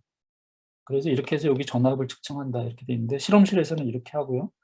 그렇지만 제대로 쓰는 방법은 이렇게 쓰는 거다. 이 얘기는 하겠습니다. 검토사항이 있어요. 그 다음에 ADC는 아까도 얘기했듯이 여기가 이제 아날로그 인풋을 넣어주는 데인데 한 채널만 써보는 겁니다. 그래서 여기에 가변 저항을 달아요. 이렇게. 그리고 여기다가 5V를 연결하고 가변 저항을 이렇게 달면 이 저항하고 이 저항의 레이쇼, 그 비에 의해서 여기 전압값이 결정이 나잖아요. 그래서 여기 가변 저항이니까 저 가변 저항을 키웠다 줄였다 하면은 여기 들어가는 전압값이 바뀌어요. 그 전압값에 상응하는 코드가 이제 이리로 나오는 걸 확인하는 겁니다. 사실 실험은 뭐 그렇게 복잡하지는 않아요. 그런데 작년에도 딱 요한때 실험실에서 대면 실험을 해야 된다고 허락이 나든지 학생들을 불러다가 이거는 실험실에서밖에 못하는 거니까 실험을 해야겠다고 했는데 난리가 났어요. 그냥 뭐 브레드보드에서 연기 나오고 막 이랬던 게 바로 이때입니다. 저도 여러분들이 실험실에 와서 하면 이제 그런 일이 생길 것 같고, 그럼 3학년 이제 대부분 2학년이라고 본다면 3학년 올라가서 실험하면 이제 그런 일들이 마구 생기면 어쩌지 하고 벌써부터 걱정인데 어쨌든 좀 그래도 이번 1년 그러니까 한 학기 동안 저하고 하느라고 했는데 이 ADC, DAC는 여러분들 제가 지금 막 스킵하고 넘어가서 그런데요. 여기 보면 이 전압을 이제까지 여러분들이 TTL 쓸 때랑 달리 여기 지금 마이너스 12V 연결합니다. 이제까지 5V 그라운드 이렇게 이랬잖아요. 마이너스 12V도 연결하고 이러다 보니까 이제 막 여기저기서 막 타고 뭐 그 개념이 없어서 그런데 조금 쓰기가 좀 까다롭습니다. 네, 그렇게 하고요. 검토사항은 여러분들이 뭐 실험을 안 할 거라서 사실 퀴즈까지만 보도록 이렇게 하겠습니다. 질문 있으면 할까요, 지금? 막 서둘렀는데도 40분 넘었는데. 없어요. 이렇게 하죠. 제가 어쨌든 이제 지금 이걸로 실험 강의는 끝나는 거예요. 네, 저하고 이 랩2부터 랩10까지 이제 실험 강의 한 학기 동안 했고요. 어쨌든 오늘이 지나면 여러분들하고 저하고 이렇게 화면 놓고 만나는 것도 이제 끝입니다. 이렇게 만나는 거는 뭐 개인적으로 찾아오거나 이런 거. 그래서 제가 간단하게 컨클루딩 리마크만 하고 프로젝트로 가겠습니다. 그러니까 사실상 실험 강의 여기서 끝이기 때문에요. 첫 번째, 이번 학기 우리는 비대면 상황에서 실험을 한다고 했어요. 그러면서 제가 처음 했던 말을 다시 리마인드 시켜주려고 해요. 그게 뭐였냐면, 여러분들이 비대면이고 직접 학교도 안 나오고 그러지만 공대라서 실험은 해야 되는데, 이게 비대면으로 실험을 했다고 해서 손해보는 일이 없도록 만드는 게 내 목표다. 이러면서 시작을 했습니다. 기억이 나세요? 그래서 이제 도구도 나눠주고 교재도 다 매주 업데이트해서 나눠주고 했습니다. 혹시라도 여러분 중에 이렇게 자기 마음속에 나는 그때 비대면으로 그걸 배웠기 때문에 모르는 게 당연해 이런 생각 안 하기를 바라면서 수업을 했어요. 그거 일단 여러분 마음속에 생기면 여러분한테 계속 걔가 트라우마로 작용해요. 그래서 그러지 않기를 바라면서 저는 수업을 했어요. 그래서 혹시라도 아직 자기 스스로 그런 생각이 있다라면 좀 떨쳤으면 좋겠는데 그게 이제 프로젝트 하면서 좀 떨치면 좋겠습니다. 왜냐하면 여러분들이 2학년 때 내가 코로나 세대여서 그때 이걸 못 배웠다면 여러분들이 스스로 자위하는 역할로는 써먹을 수 있을지 모르지만 밖에서는 절대 인정하지 않습니다. 그걸 누가 인정해줘요? 그래서 극복해야 되는 문제인 거예요. 그리고 저는 그걸 여러분 스스로 인정하게끔 여러분들을 만들고 싶지는 않았어요. 그래서 저 나름대로는 아무튼 여기까지 끌고 온 겁니다. 이제 이 수업의 절반 정도가 아직 남아있는 셈이니까 그동안에 여러분들이 제가 말했던 의도에 최대한 맞춰서 극복을 하세요. 그렇지 않으면 나중에 여러분들이 뭐 말하는 거는 그냥 여러분들이 뭐 자기 스스로도 지금도 그렇게 생각하는 거니까 그냥 구실 삼아서 넘어가려고 하는 거예요. 그다음에 제가 지난번에도 얘기했듯이 뭐 학생들이 힘들다 어떻다 이런 얘기 많이 한다고 들었습니다. 그냥 힘들기만 했다 그러면 제가 미안해요. 힘들기만 했다면. 그런데 힘들지만 뭐래도 배웠다 그러면 저는 뭐 조금 덜 미안해도 될 것 같아요. 대부분의 여러분들이 그랬기를 바래요. 힘들기만 했다 그러면 그거는 사실 뭐 저한테도 수업은 이제 이게 쌍방의 문제니까 저한테도 문제가 있는 거지만 어쩌면 여러분한테도 이제 그냥 그 힘들면 정체를 한번 좀 찾아봤으면 좋겠어요. 내가 진짜 했는데 힘든 건지 처음부터 그냥 내려놓고 이게 뭔지 모르겠다고 그래서 그런 건지 여기에 대해서 생각을 해보자라는 겁니다. 그래서 뭐 저한테 개인적으로 이메일 보내면서 뭐 이거 하면서 어떤 거는 참 뭐 어땠다 저땠다 또 여러분들이 써준 중간 강의 평가도 제가 대충 살펴봤거든요. 그러니까 뭐 그중에는 또 그냥 모르겠어요. 저 듣기 좋으라고 한 얘기인지 모르지만 또 뭐 좀 정리된 것들이 있다. 뭐 이런 분들한테 이제 정말 고맙죠. 그다음에 제가 이 말도 했습니다. 이게 디지털 논리 회로가 여러분들이 앞으로 하게 될 공부에 어떤 영향을 끼칠까? 이게 아무런 영향을 안 끼치는 사람도 분명히 있을 수도 있지만 저는 이게 2학년 전공 실험 과목인 이상 여기서 배운 거를 여러분들이 밖에 나가서 똑같이 써먹을 일은 없어요. 그렇지만 여기서 배운 예를 들면 좀 아까 우리가 ADC, DAC 원리를 배울 때 이전에 배웠던 카운터가 중간에서 그런 역할을 해가지고 컨버전하는 어떤 그런 오토메타를 뭐 익히는 거잖아요. 그래서 그렇게 한 것들이 자기게 됐다면 소위 말하는 어떤 공학적인 인사이트를 자기가 받게 되는 어떤 계기는 될 수도 있다. 그거 가지고 앞으로 여러분들이 살 거다라는 겁니다. 왜 이런 얘기를 하냐면요. 여러분들이 제 나이가 될 때까지 일을 한다고 하면 그 사이에 전자공학 또는 컴퓨터하고 관련된 기술의 변화는 저도 여러분도 예상하기 힘든 만큼 많이 바뀔 거예요. 그랬을 때, 내가 그걸 학부에서 안 배웠기 때문에 나는 이걸 할 수 없어 라고 말했다면 지금 우리나라가 전자 관련해서 이렇게까지 올 방법은 없었을 겁니다. 맞죠? 내가 배운 원리 때문에 그 다음에 나오는 문제들을 풀 수 있었던 거지 내가 학부 때 배웠기 때문에 배운 거가 나와서 내가 다시 또 그걸 반복해서 했다. 이런 일은 절대로 안 생겨요. 여러분들 앞에는. 그리고 여러분들은 그런 거 생기면 지겨워합니다. 저거 내 학부 2학년 때 했던 건데 저거 뭐 또 이런 거예요. 절대로 다행히 그런 일은 안 생겨요. 계속 모르는 문제들을 여러분들은 만나게 돼요. 회사 가든 학교에 있든. 그래서 그거를 헤쳐나가는 데는 우리가 이런 수업에서 배운 원리지 이 자체가 아니라는 거예요. 그래서 이거는 꼭 마음에 좀 담아뒀으면 좋겠습니다. 그래서 뭐 여러분들이 좀 이렇게 생각하는 그 스코프, 이 범위가 좀 넓어졌으면 하는 바람은 있어요. 그다음에 대면 못해서 아쉬운 거, 네, 저 여러분들 얼굴 직접 못 본 건 되게 아쉽죠. 실험실에 가서 뭐 제가 가면 뭐 이렇게 좀 들여다보고 하는 걸 이렇게 살펴보고 질문도 그 자리에서 받고 이렇게 했었는데 그걸 못한 게 제일 아쉽죠. 그래서 혹시라도 나중에 뭐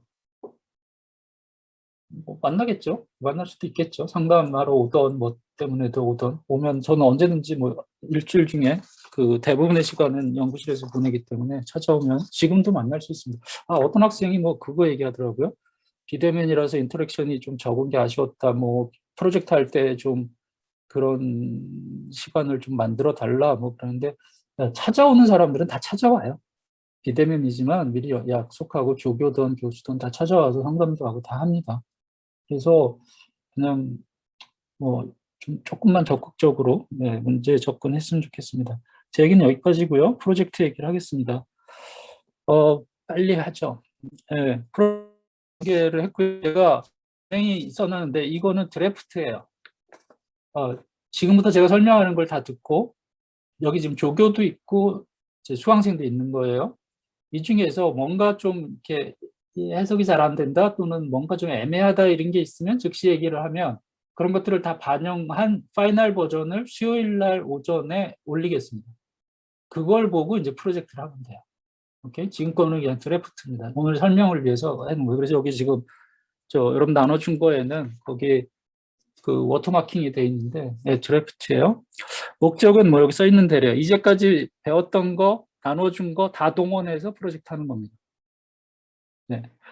그다음에 팀 구성은 제가 1인 1조 또는 2인 1조 둘 다 써놨어요. 네, 지금 코비드 상황이라서 2명이서 하는 거 원래는 이제 보통 실험실에서 둘이 합니다. 둘이 한 학기 동안 실험실에서 같이 지내고 프로젝트도 둘이 같이 하는 거였어요. 근데 지금 그게 이제 물리적으로 불가능한 상황이라고 봤기 때문에 1인 1조 합니다. 2인 1조도 허락하기로 했어요. 그래서 같은 요일조 내에서만 합니다. 이게 원래 이랬던 거니까. 그래서 담당 조교에게 명단을 제출하면 그 즉시 팀이 돼요. 그다음에 팀 구성을 원하는데 내가 아는 사람이 없다? 그러면은 그 의사만 밝히면 조교가 사다리 타기를 해서라도 임의로 배정을 해줄 거예요. 왜냐면 누가 누군지 모르니까 해줄 거예요. 2인 팀을 구성한다고 해서 그 때문에 손해보거나 이런 일은 없도록 하겠다. 이게 이제 기본 원칙이고요. 그러지만 제일 여러분이나 저나 염려가 되는 상황은 깍두기예요. 그 둘이 붙었는데 한 명은 뭐 아무것도 안 하고 간다. 이거는 이제 뭐 좀 불편해 하잖아요. 그리고 저는 이제 수업 진행자 관점에서는 특히 더 그렇고. 그래서 중간 점검 과정에서 2인 팀은 반드시 조교들이 수시로 진도 상황을 체크할 겁니다. 그래서 같은 팀원이더라도 기말에 프로젝트 점수가 달리 나갈 수 있다. 이거는 명확하게 제 조교들한테 얘기를 했습니다. 그래서 중간 점검 과정에서 역할 및 기여에 대해서 이렇게 돼요. 그런데 여러분들이 생각보다, 그러니까 제가 이제까지 20년 가까이 학교에 있었고, 저도 이제 학교 다니는 실험을 했는데, 생각보다 여러분들이 이런 문제에 있어서 매우 예민해가지고, 자기 파트너랑 했는데 걔가 진짜 아무것도 안 했고, 나 혼자만 다 해서 했는데, 정말 잘 나왔어요. 그래서 뭐 그 때문에 마지막 성적을 A+ 받았는데 난 저 친구가 A+ 받는 거는 내가 못 받아주겠다. 네가 한 게 뭔데? 뭐 이런 얘기를 대놓고 합니다. 그 중간에 컴플레인이 들어오기도 해요. 네. 그래서 아예 그럴 사람들은 그냥 1인 1팀으로 하세요. 처음부터. 자기는 그런 성향의 사람이다 그러면 그 나중에 가서 되게 불편합니다. 그래서 컴플레인 들어오면 어떻게 해결할 수 있어요? 그 컴플레인만 갖고 해결할 수는 없잖아요. 다행히 중간에 조교들이 확인한 게 있으면 뭐 그걸 근거로 이제 평가를 달리할 수는 있으나, 그래서 나중에 가서 막 자기 성격상 또는 뭐 그럴 수 있겠다 싶으면 처음부터 한 팀으로, 그러니까 1인 팀으로 가는 거예요. 단 2인조의 경우에는 단계 3만 할 수 있습니다. 제일 높은 단계예요. 이것만 할 수 있어요. 1단계, 2단계를 2인 팀이 하는 건 허락하지 않아요. 그러니까 2인 팀으로 하는 순간 3단계만 할 수 있어요. 그래서 오늘 오전에 조교들이랑 뭐 얘기를 하다 보니까 뭐 3단계를 하기로 했는데 뭐 대충 했다. 그러면 몇 점을 받는 거냐 이러는데, 3단계를 시작했는데 3단계를 구현 못하면 2단계 밑으로 점수를 받을 수도 있게 채점을 하기로 했습니다. 그러니까 3단계를 했으면 3단계에서 지시하는 기능을 담아야 돼요. 네, 그걸 다 담지 못하면 감점을 크게 당해서 2단계 밑으로 갈 수도 있습니다. 이건 1인 팀이든 2인 팀이든 마찬가지예요. 이럴 수 있잖아요. 뒤에 배점을 보면 알지만, 저는 3단계 하겠습니다. 그런데 하다 보니 이렇게 됐습니다. 그런데 결과를 보니까 2단계 문제만도 못 푼 거예요. 그 사람을 3단계 점수에 최저 점수를 줄 수 있다 없다? 못 줘요. 2단계 밑으로 가는 겁니다. 네, 그래서 2인 팀은 특히 조심하세요. 2인 팀 하겠다? 그러므로 디폴트로 3단계 문제를 푼다? 근데 풀었는데 네 분이 생겨서 3단계를 못했다. 그러면 2단계 밑으로 떨어지는 거예요. 뭐 얼마나 떨어질지는 그 마무리한 걸 보고 떨어지는 거예요. 오케이?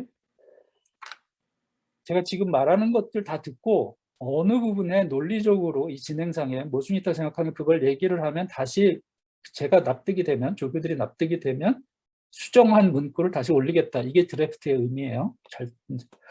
그다음에 이제까지 나눠준 재료 다 동원해서 여러분들은 프로젝트 하면 되고요. 여기 그 뜻이고요. 그다음에 이제 여기서부터 좀 잘 들어보세요. 그 설계의 기본은 설계의 기본은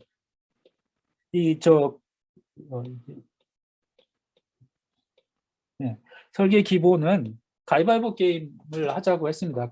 기계랑 여러분들이 가위바위보를 하는 거를 이제 디지털 로직으로 시뮬레이션을 하는 거예요. 그런데 0단계하고 1단계는 사실상 가위바위보가 아니에요. 그 가위바위보 게임을 하기 위한 아주 기본적인 회로 구현입니다. 그래서 0단계하고 1단계는 제가 그냥 농담 삼아 하는 말로 그냥 자살 방지용 문제예요. 이거라도 해서 페일은 면해라 는 겁니다. 이렇게 얘기를 하면 자존심 상해서 잘 안 하던데, 어쨌든 이것마저도 안 하면 그 관용 없습니다.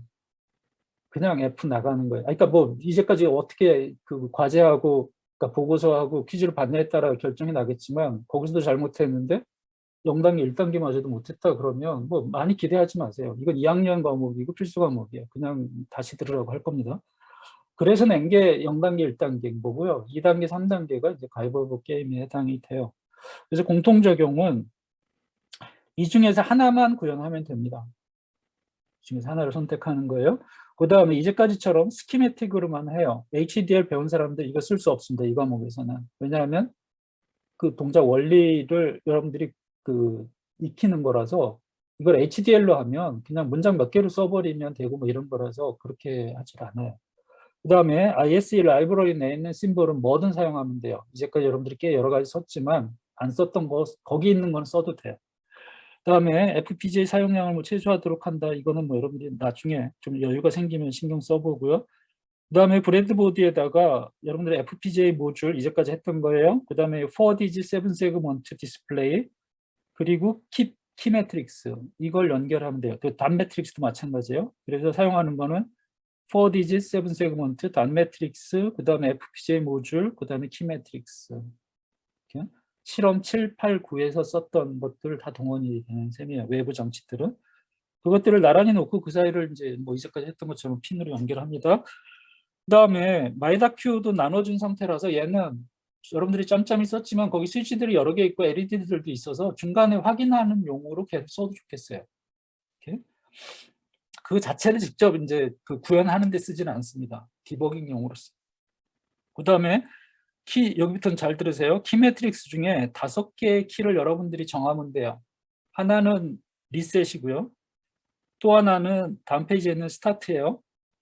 그 다음에 나머지 3개는 가위바위보에 해당하는 3키예요. 그러니까 16개나 되니까 그 중에서 어떤 거를 내가 이제 리셋으로 하고 어떤 거는 스타트로 하고 어떤 거는 가위바위보로 할지를 여러분들이 임의로 편한 대로 정하면 돼요. 이렇게. 그렇게 해서 정하고 각각 리셋은 이걸 누르면 내가 동작 중에 언제든 누를 수 있는데 누르면 얘 상태를 이렇게 바꿔놓고 그냥 여기서 그냥 가만히 있는 상태입니다. 그러니까 뭐 내가 가위바위보 진행 중이라도 리셋을 누르면 이리로 가면 되는 거예요. 그다음에 스타트가 있어요. 다음 페이지에. 또 다른 키로 스타트가 있어요. 이 스타트를 누르면 이제 가위바위보 게임을 하는 겁니다. 근데 가위바위보 게임은 한 번만 하지 않고 뭐 예를 들면 여러분들이 정한 횟수만큼 하는 거예요. 5번 예를 들어서. 그래서 이 스타트를 누르면 그 5번을 진행하는 스테이트 머신이 돌아가기 시작하도록 만드는 거예요. 그러니까 리셋하고 스타트는 달라요. 리셋은 아까처럼 눌러놓으면 그 상태에서 가만히 있지만 스타트는 일단 누르면 각 단계의 시나리오에 따라서 얘가 돌기 시작해야 됩니다. 그래서 달라요. 그런데 여기 보면 세븐 세그먼트가 4자리잖아요. 그래서 요 3자리가 소위 말하는 점수를 기록하는 자리고 요 앞에 자리가 횟수를 지적하는 거예요. 기록하는 거예요. 그래서 여러분들이 처음에 여기다가 5라고 시작하면 한 번 하면 이게 4, 그 다음에 4가 되고 3이 되고 2가 되고 해서 5번을 수행하도록 표시하는 거예요. 그러니까 보여주는 겁니다. 지금 플레이어한테 너 지금 이제 4번 남았다, 3번 남았다, 이제 이렇게. 그 다음에 나머지 3디짓은 점수예요. 점수는 누적합니다. 5번 하는 동안에. 내가 계속 이기면 나한테 점수를 3점, 3점, 3점, 3점 해서 계속 더해 나가면 되고, 졌다 이겼다 하면은 이제 더했다 뺐다 이걸 하는 겁니다. 그러다 보면 2자리는 최소 필요하게 돼요. 왜냐하면 이기면 3점씩인데 뭐 5번쯤 한다 그러면 다 이겨봐야 15니까. 그렇게 해서 이 2자리는 제일 끝에 2자리는 점수 기록이고요. 두 번째 자리 얘는 사인 표시입니다. 내가 계속 졌어요. 근데 내가 마이너스 9점 이럴 수도 있잖아요. 그래서 이 3자리는 점수고 그 중에서 끝에 3자리는 점수고 그 중에서 얘는 사인 표시다. 이렇게 됐죠. 그래서 기능을 나누면 여기에는 횟수, 여기는 점수 된 겁니다. 그 설명이 내용 중에 있어요. 여기에. 그 다음에 이제 가위바위보는 말 그대로 여러분 선택이에요. 정해진 시간 안에 이제 저것 중에 하나를 누르면 여러분들은 이제 실제로 가위바위보 할 때 뭐를 낸 거에 해당하는 겁니다. 자, 단계 0이요. 이건 가위바위보 게임 아니라고 했습니다. 처음에 제일 먼저 하는 거, 이게 스텝 0라고 써놨는데요. 여러분들은 가위바위보에 해당하는 거, 그리고 물음표에 해당하는 패턴, 이게 폰트인데요.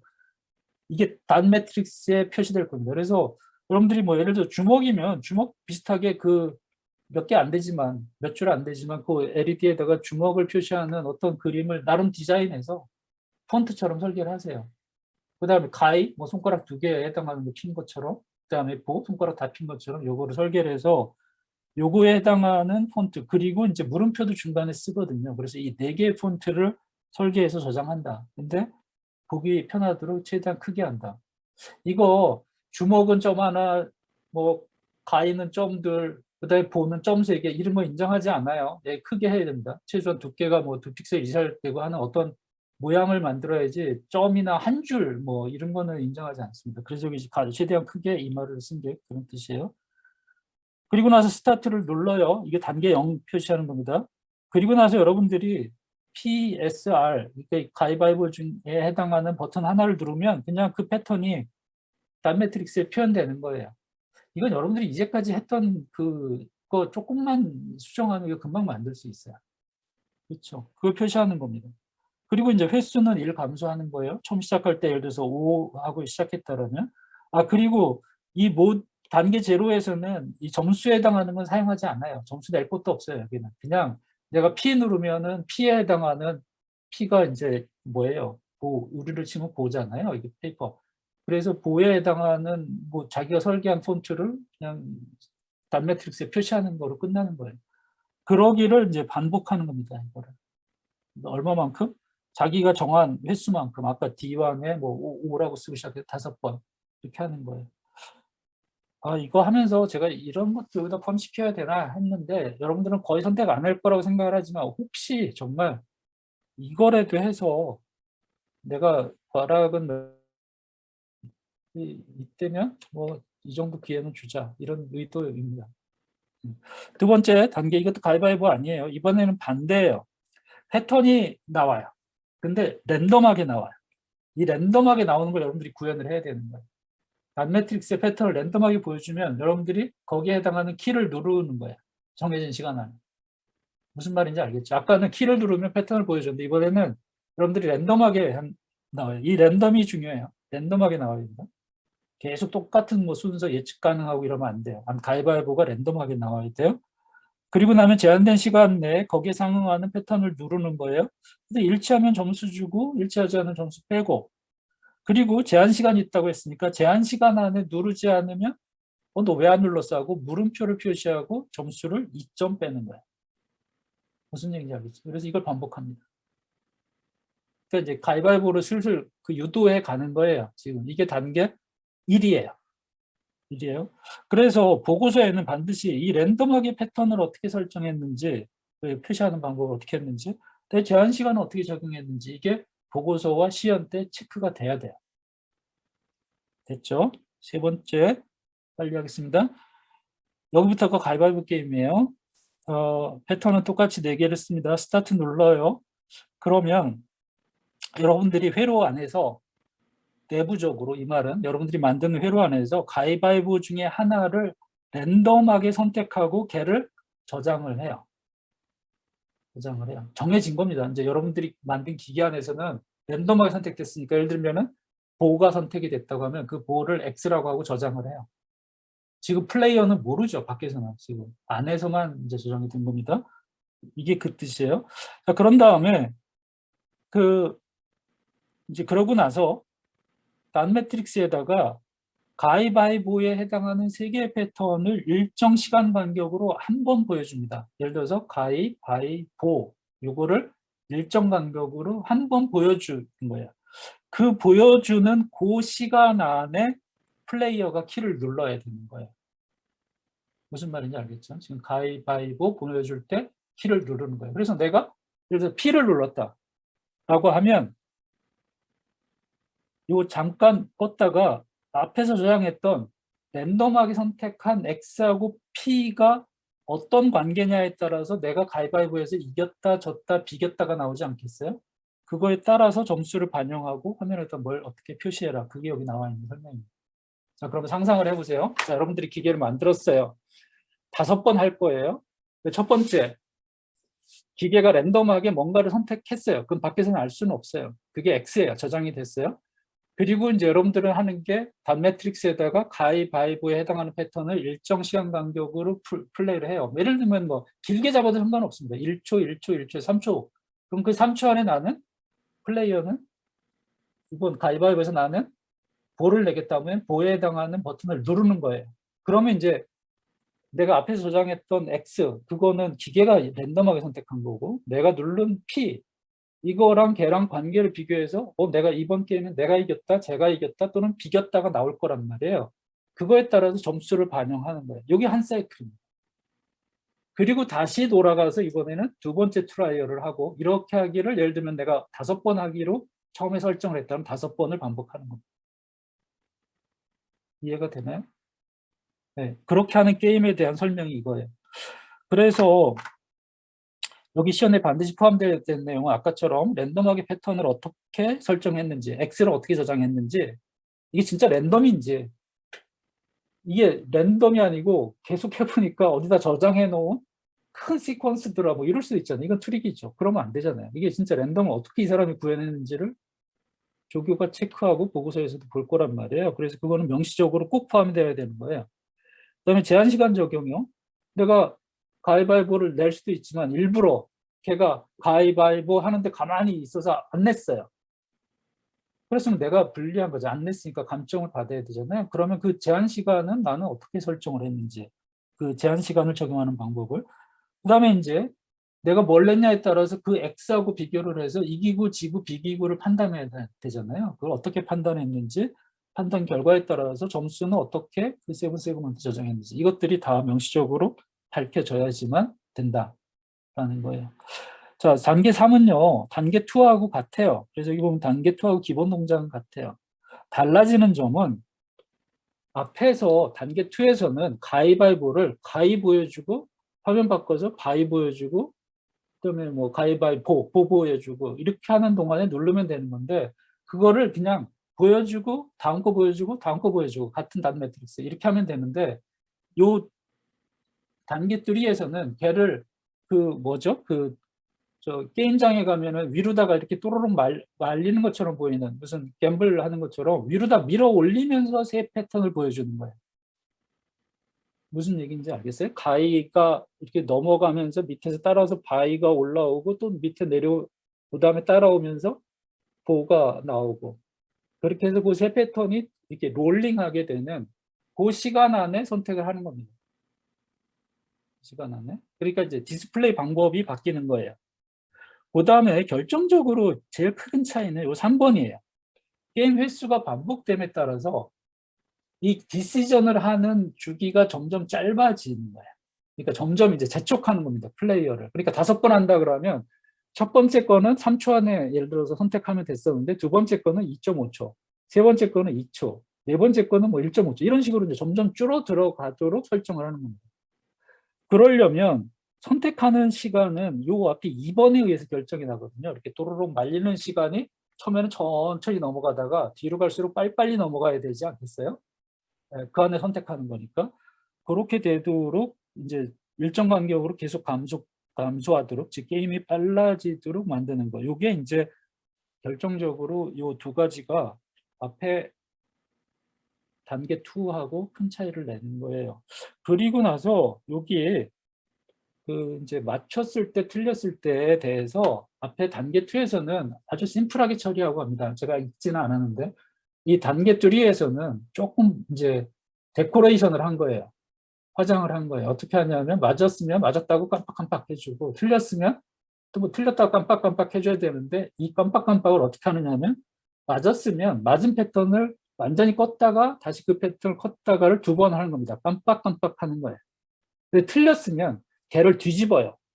그러니까 가위를 그 켜졌던 LED는 끄고 꺼졌던 LED를 켜면은 뒤집어진 인버스 영상이 나오지 않겠어요?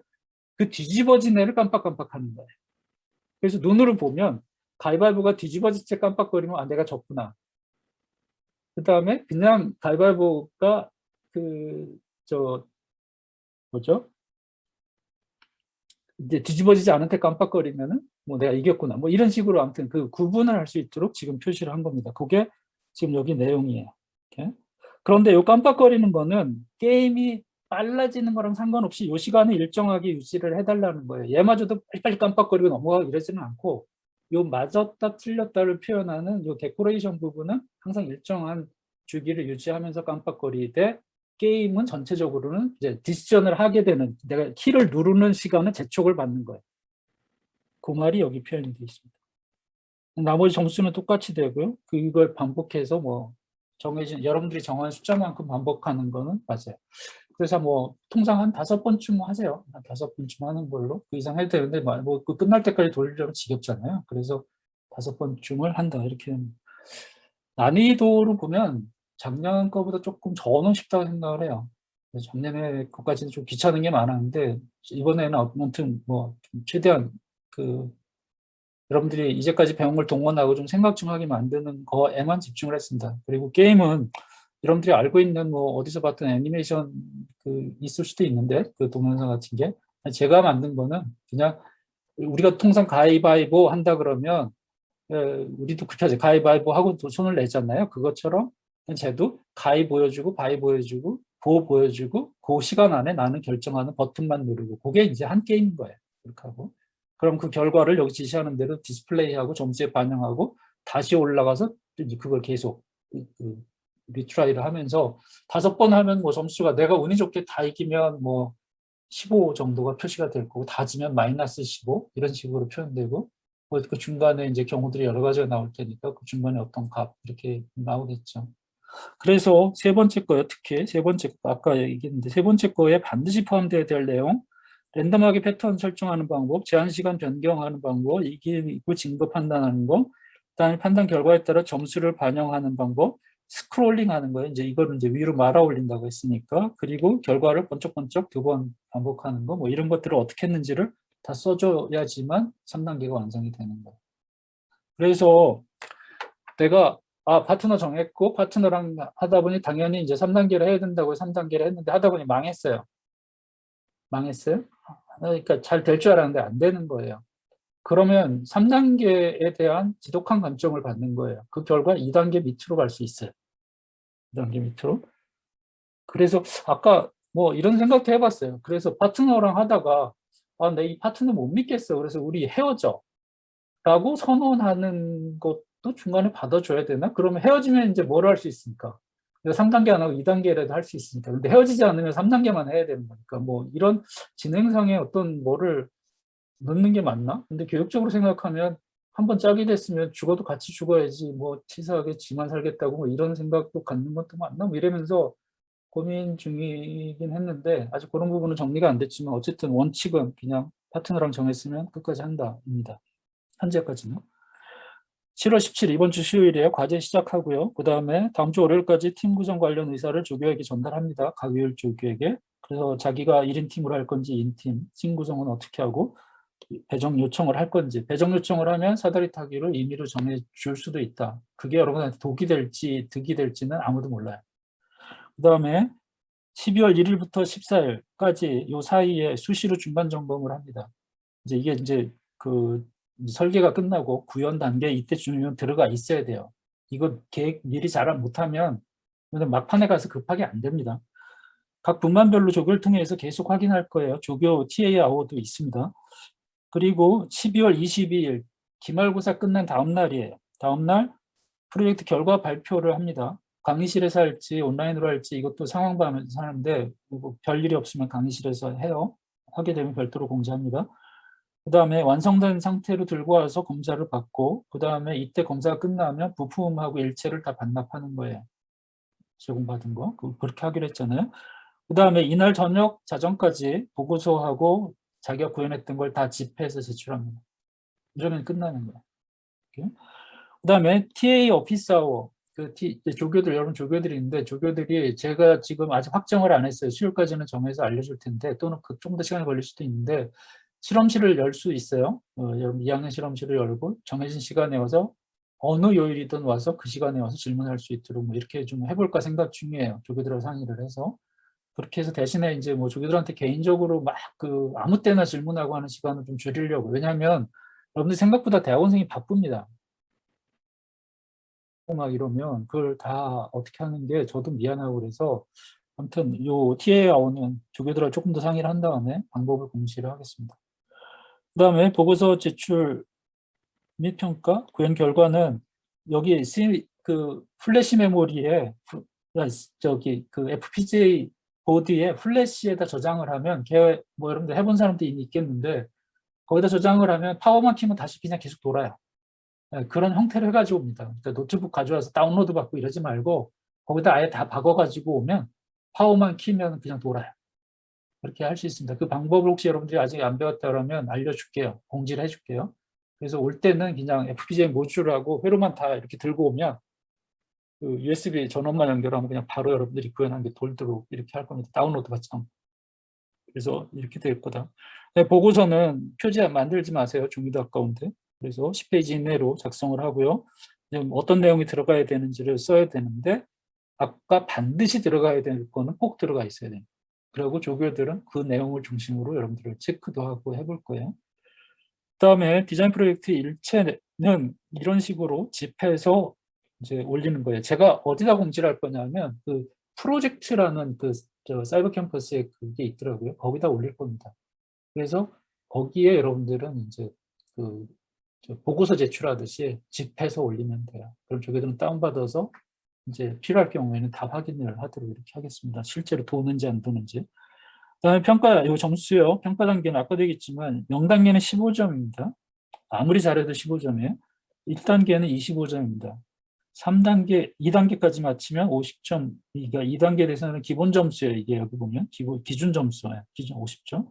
3단계 75점 이렇게 되어 있습니다. 그러니까 그냥 뭐 1단계까지 한 사람하고 3단계까지 한 사람은 여기서 점수 차이가 많이 나요. 마지막 설계가 여러분 이미 알고 있는 것처럼 40%라서 거의 절반이 여기서 결정이 날 거라 이렇게 됩니다. 그리고 이제 여기에 가감점이 들어가게 되는데 아까도 얘기했지만 3단계 하겠다고 해서 시작해서 3단계라고 제출했는데 뭐도 안 되고 뭐도 안 되고 그러면 엄청나게 크게 감점을 하기로 했어요. 그래서 2단계 밑으로도 내려갈 수 있다. 그게 요거예요. 선택한 단계에서 제시된 기능 구현이 미흡할 경우 하위 단계의 기준 점수 이하로 평가될 수 있어. 특히 2인조는 이제 염두에 두세요. 그다음에 개인이 해도 마찬가지예요. 이 상황은 똑같이 1인, 그러니까 1인조도 똑같습니다. 그다음에 제출한 결과물은 단계별로 지정된 시나리오에 따라 동작해야 하며 동작하지 않거나 이 단계별이라는 건 앞에 0, 1, 2, 3, 4 거기서 각각 제시한 시나리오가 있잖아요. 이것대로 동작해야 되면 동작하지 않거나 보고서의 내용하고 다른 내용이 들어있으면 제출하지 않은 걸로 합니다. 0점이라는 얘기예요. 그러니까 일종의 이건 치팅이라서 그러니까 누군가를 좀 애먹이려고 한 거라고 해서 이건 치팅입니다. 그다음에 마지막 평가는 자기 요일조 조교 한 명하고 이웃조 조교가 들어와서 평가를 합니다. 지금 문제는 다 똑같이 나오기 때문에 조금 뭐 이렇게 해서라도 좀 객관성을 더 확보하자 해서 조교가 이제 섞여서 채점을 할 거다. 이렇게 있습니다. 이상이에요. 자, 그래서 뭐 대략 여러분들이 읽어봤는데 어쩌면 이해가 잘 안 되는 부분이 있으면 그런 부분에 대해서 조교나 저한테 연락을 주면 문장을 다듬겠습니다. 그리고 진행 방향에 대해서도 뭐 의견을 주면 참고는 하겠습니다. 그대로 꼭 뭐 제가 하겠다는 건 아니고 저도 원칙이 있어야 되니까 그렇게 할 거고요. 이제 아까도 얘기했지만 이 과제의 목적은 여러분들이 이제까지 배웠던 거를 종합하는 데 있습니다. 그리고 자그마치 시간을 한 달 이상을 주는 셈이에요. 왜냐하면 오늘이 15일이고 제출일이 20 며칠이었잖아요. 한 달 이상을 시간을 주고 하는 겁니다. 그 시간 동안에 여러분들이 뭐 하면 어떤 사람은 뭐 많이 그동안 잘 따라온 사람은 금방이라는 게 이제 뭐 사람마다 다르겠지만 쉽게 끝날 수 있고요. 어떤 사람은 이제 하다가 좀 고생도 할 수도 있죠. 그리고 이제까지 뭐 이렇게 딱딱 그림도 그려주고 심하게는 앞에 할 때는 뭐 거의 다가 회로도까지 다 그려졌었는데 갑자기 이렇게 말로만 하고 하라니 뭐 이럴 텐데 이게 현실은 이렇죠. 항상 문제는 이제 추상적으로 오는 거죠. 뭐 예를 들면 여러분 친구가 와서 야 이런 거 하나 만들고 싶은데 뭐 이런 거지 그 사람이 뭘 그려주거나 이런 건 없잖아요. 그래서 여러분들의 설계는 매우 다양해질 수 있습니다. 그렇지만 동작은 여기서 제시한 대로 동작을 해야 되고요.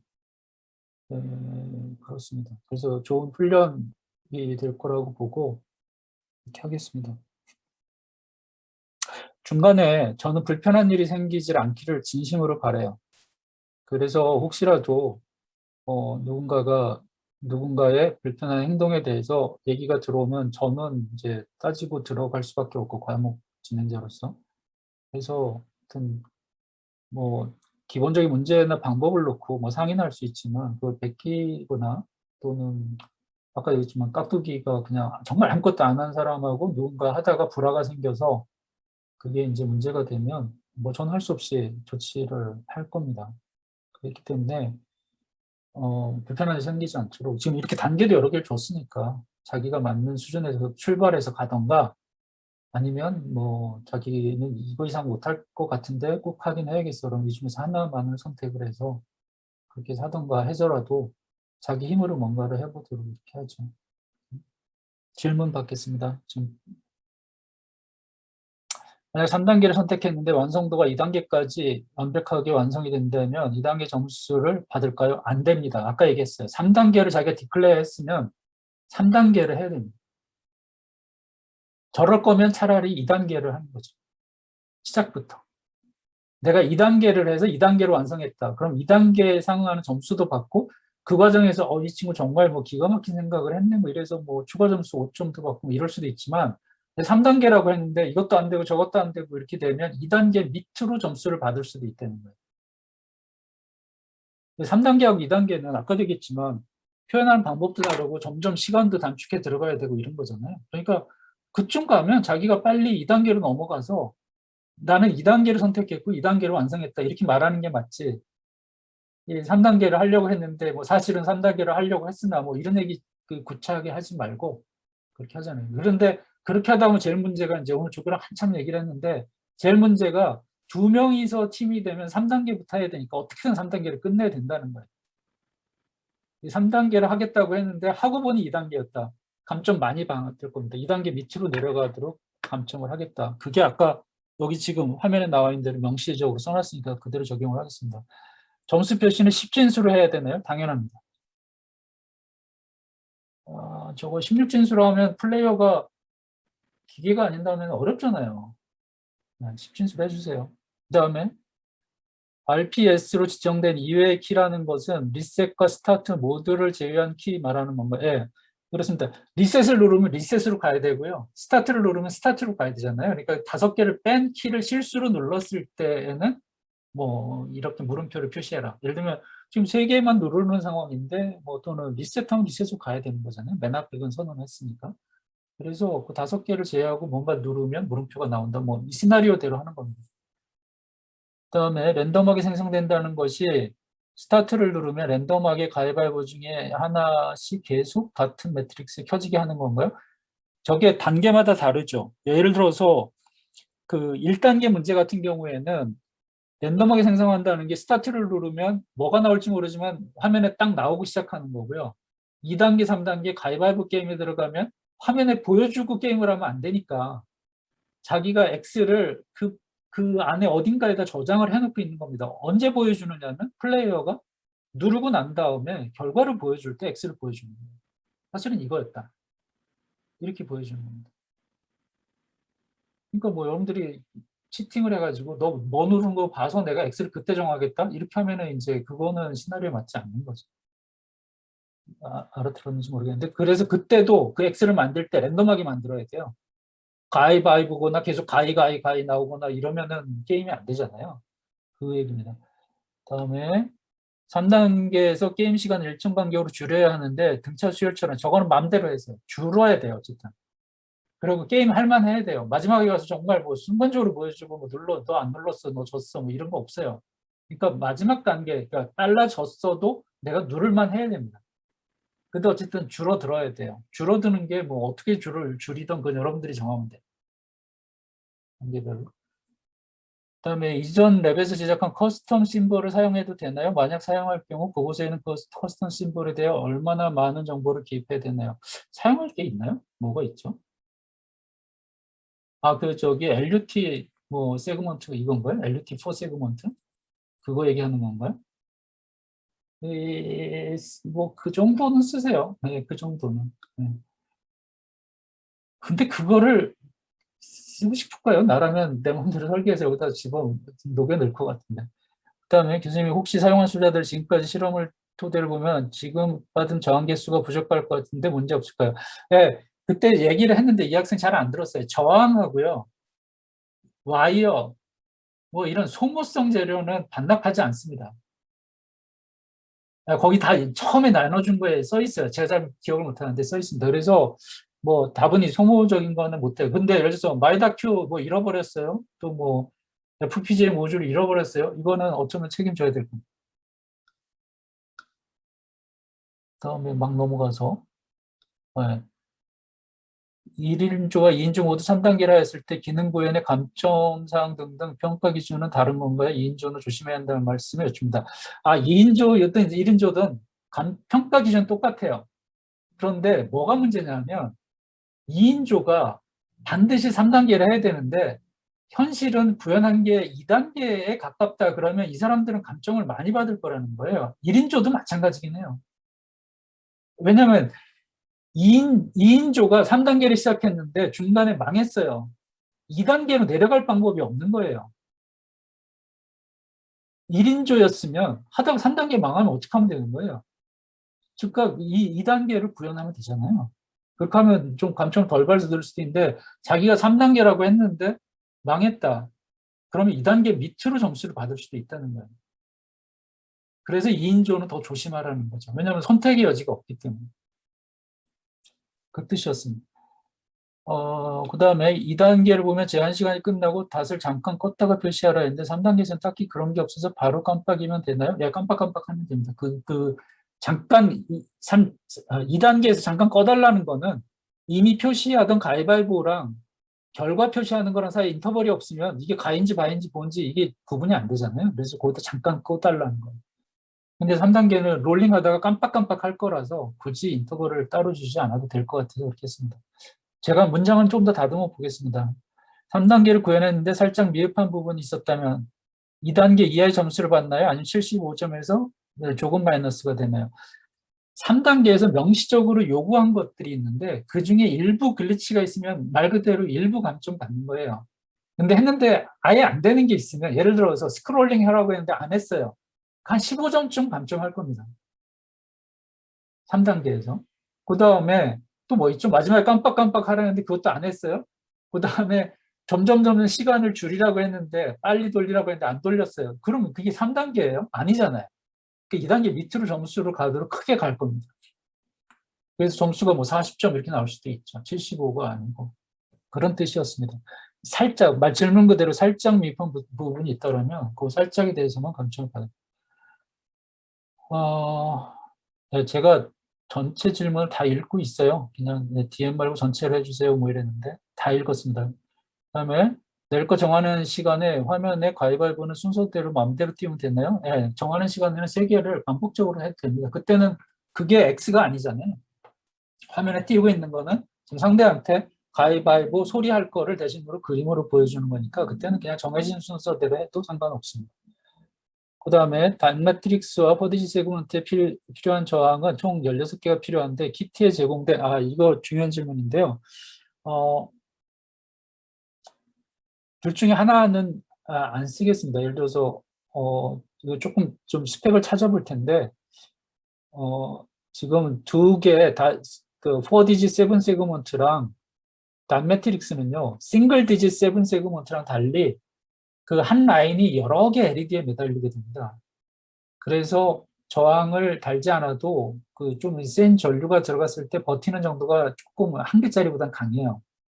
그래서 저거 16개를 안 준 거 저도 알아요. 아는데 한쪽에만 8개를 달도록 이렇게 하겠습니다. 저거 한번 제가 체크를 해서 하죠. 안 달아도 좀 밝아져서 그렇지 이제 나가지는 않는데. 그다음에 점프와이어도 추가적으로 필요할 것 같은데 이는 어떻게 하나요? 점프와이어가 추가로 필요한가요? 제가 40개 나눠줬는데 그리고 키 매트릭스 연결하는 10개 그래서 총 50개를 줬는데 모자라나요? 아닐 것 같은데 왜냐하면 제가 대충 따져봤거든요. 단 매트릭스에 16개 필요합니다. 그리고 그 세븐 세그먼트에 12개 필요해요. 그러면 30개가 안 되잖아요.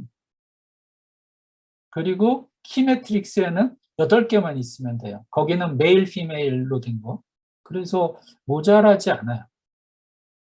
근데 저거 모자라면 어떡하죠? 저거 안 비쌉니다. 네, 안 비싸요. 그거 진짜 싸요. 그래도 뭐 생각보다 상상하는 것보다 훨씬 쌉니다. 약간 미흡한 3단계와 2단계에 가까운 3단계의 명확한 기준이 어떻게 되나요? 좀 자기가 알지 않나요? 2단계하고 3단계는 달라요. 게임 자체가.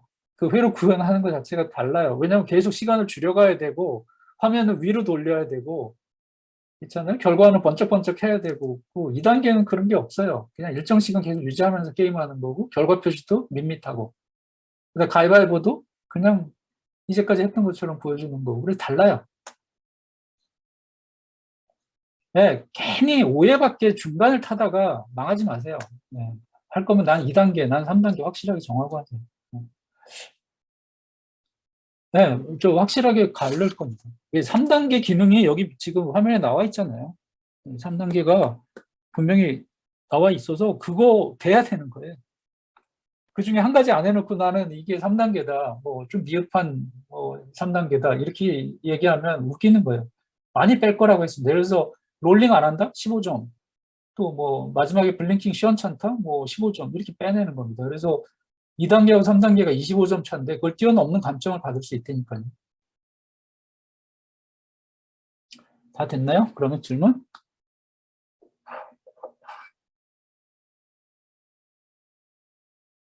만점은 100점인가요? 네, 75점 플러스 알파입니다. 3단계 가점이 뭐 사실 3단계를 완전하게 구현했다 그러면 75점이고요.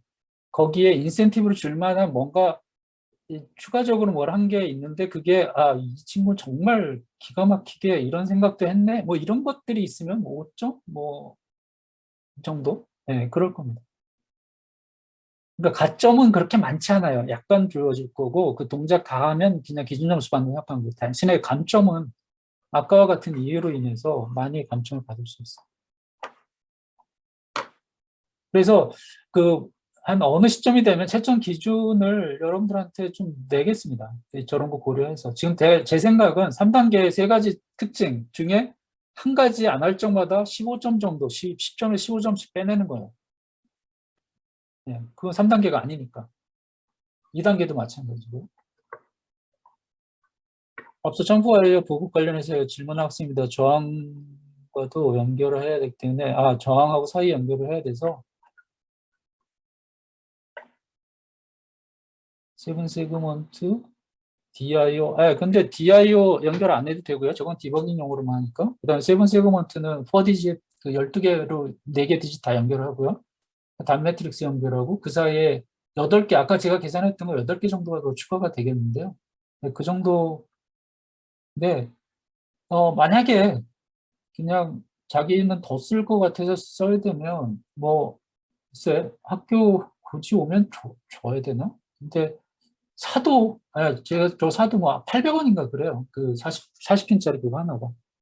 저도 그만인데, 주기로 하면 학교 다녀가야 되고, 또 누군가는 그 주느라고 또 계속 일을 해야 돼서 좀 귀찮아서 그러는데, 저거 한번 계산해 보겠습니다. 계산해서 마땅히 줘야 된다고 생각을 하면, 뭐, 학교까지 오겠다 그러면 줘야죠. 근데 그 정도는 아닌데. 네. 그리고 한번 제가 저항을 꼭 연결해야 될지, 저런 상황도 있긴 하니까, 제가 한번 커런트 좀 따져보고, 연결 안 해도 될 것 같으면 저항을 뭐 뺄 수도 있는지 한번 보겠습니다. 근데 그게 저항 그 LED마다요. 걔네들이 견딜 수 있는 전류가 다 달라요. 그래서 거기에 과하게 전류가 흐르면 걔네들이 여러분들이 동작하는 중에 이제 하나씩 나갈 거예요. 하나씩. 그러면 이제 글씨가 제대로 안 써지고 단 매트릭스가 제대로 표시가 안 돼. 그러면 되게 성가시잖아요. 불편하고 불안하고. 그럴까 봐 그러는 거라 한번 좀 따져보고 결정을 해서 저거는 하겠습니다. 뭐 필요하면 저항도 뭐 한 개 1원, 2원, 5원 뭐 이런 건데 그걸 뭐 문제가 돼서 못 줄 정도는 아니니까. 근데 저는 일단 나눠준 거 가지고 최대한 할 수 있는 방법을 생각을 한 건데 계산을 다시 해보겠습니다. 개수 같은 거를 나눠준 거랑 이러면서. 질문 없습니까?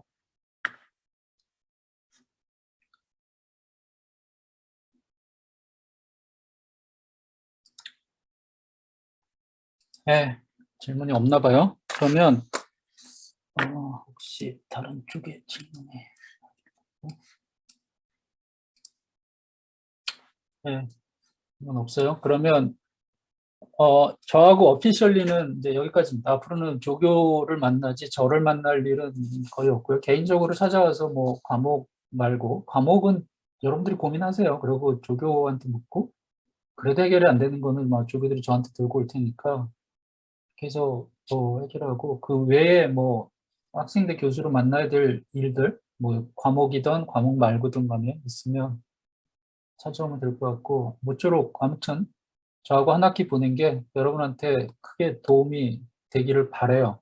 그리고 그게 도움이 되도록 만드는 것도 여러분이라는 거를 다시 한번 강조합니다. 뭐 이거 뭐 왜 이렇게 귀찮게 하지 이거 어떡하지 뭐 이렇게 해서 그냥 계속 부정적으로만 생각하면 그대로 끝날 거고요. 뭐래도 해봐야겠다고 생각하면 여러분한테 어떤 모멘텀이 될 거라고 생각을 합니다. 오기를 좀 부려보죠. 네, 마치겠습니다. 수고했습니다. 감사합니다. 네.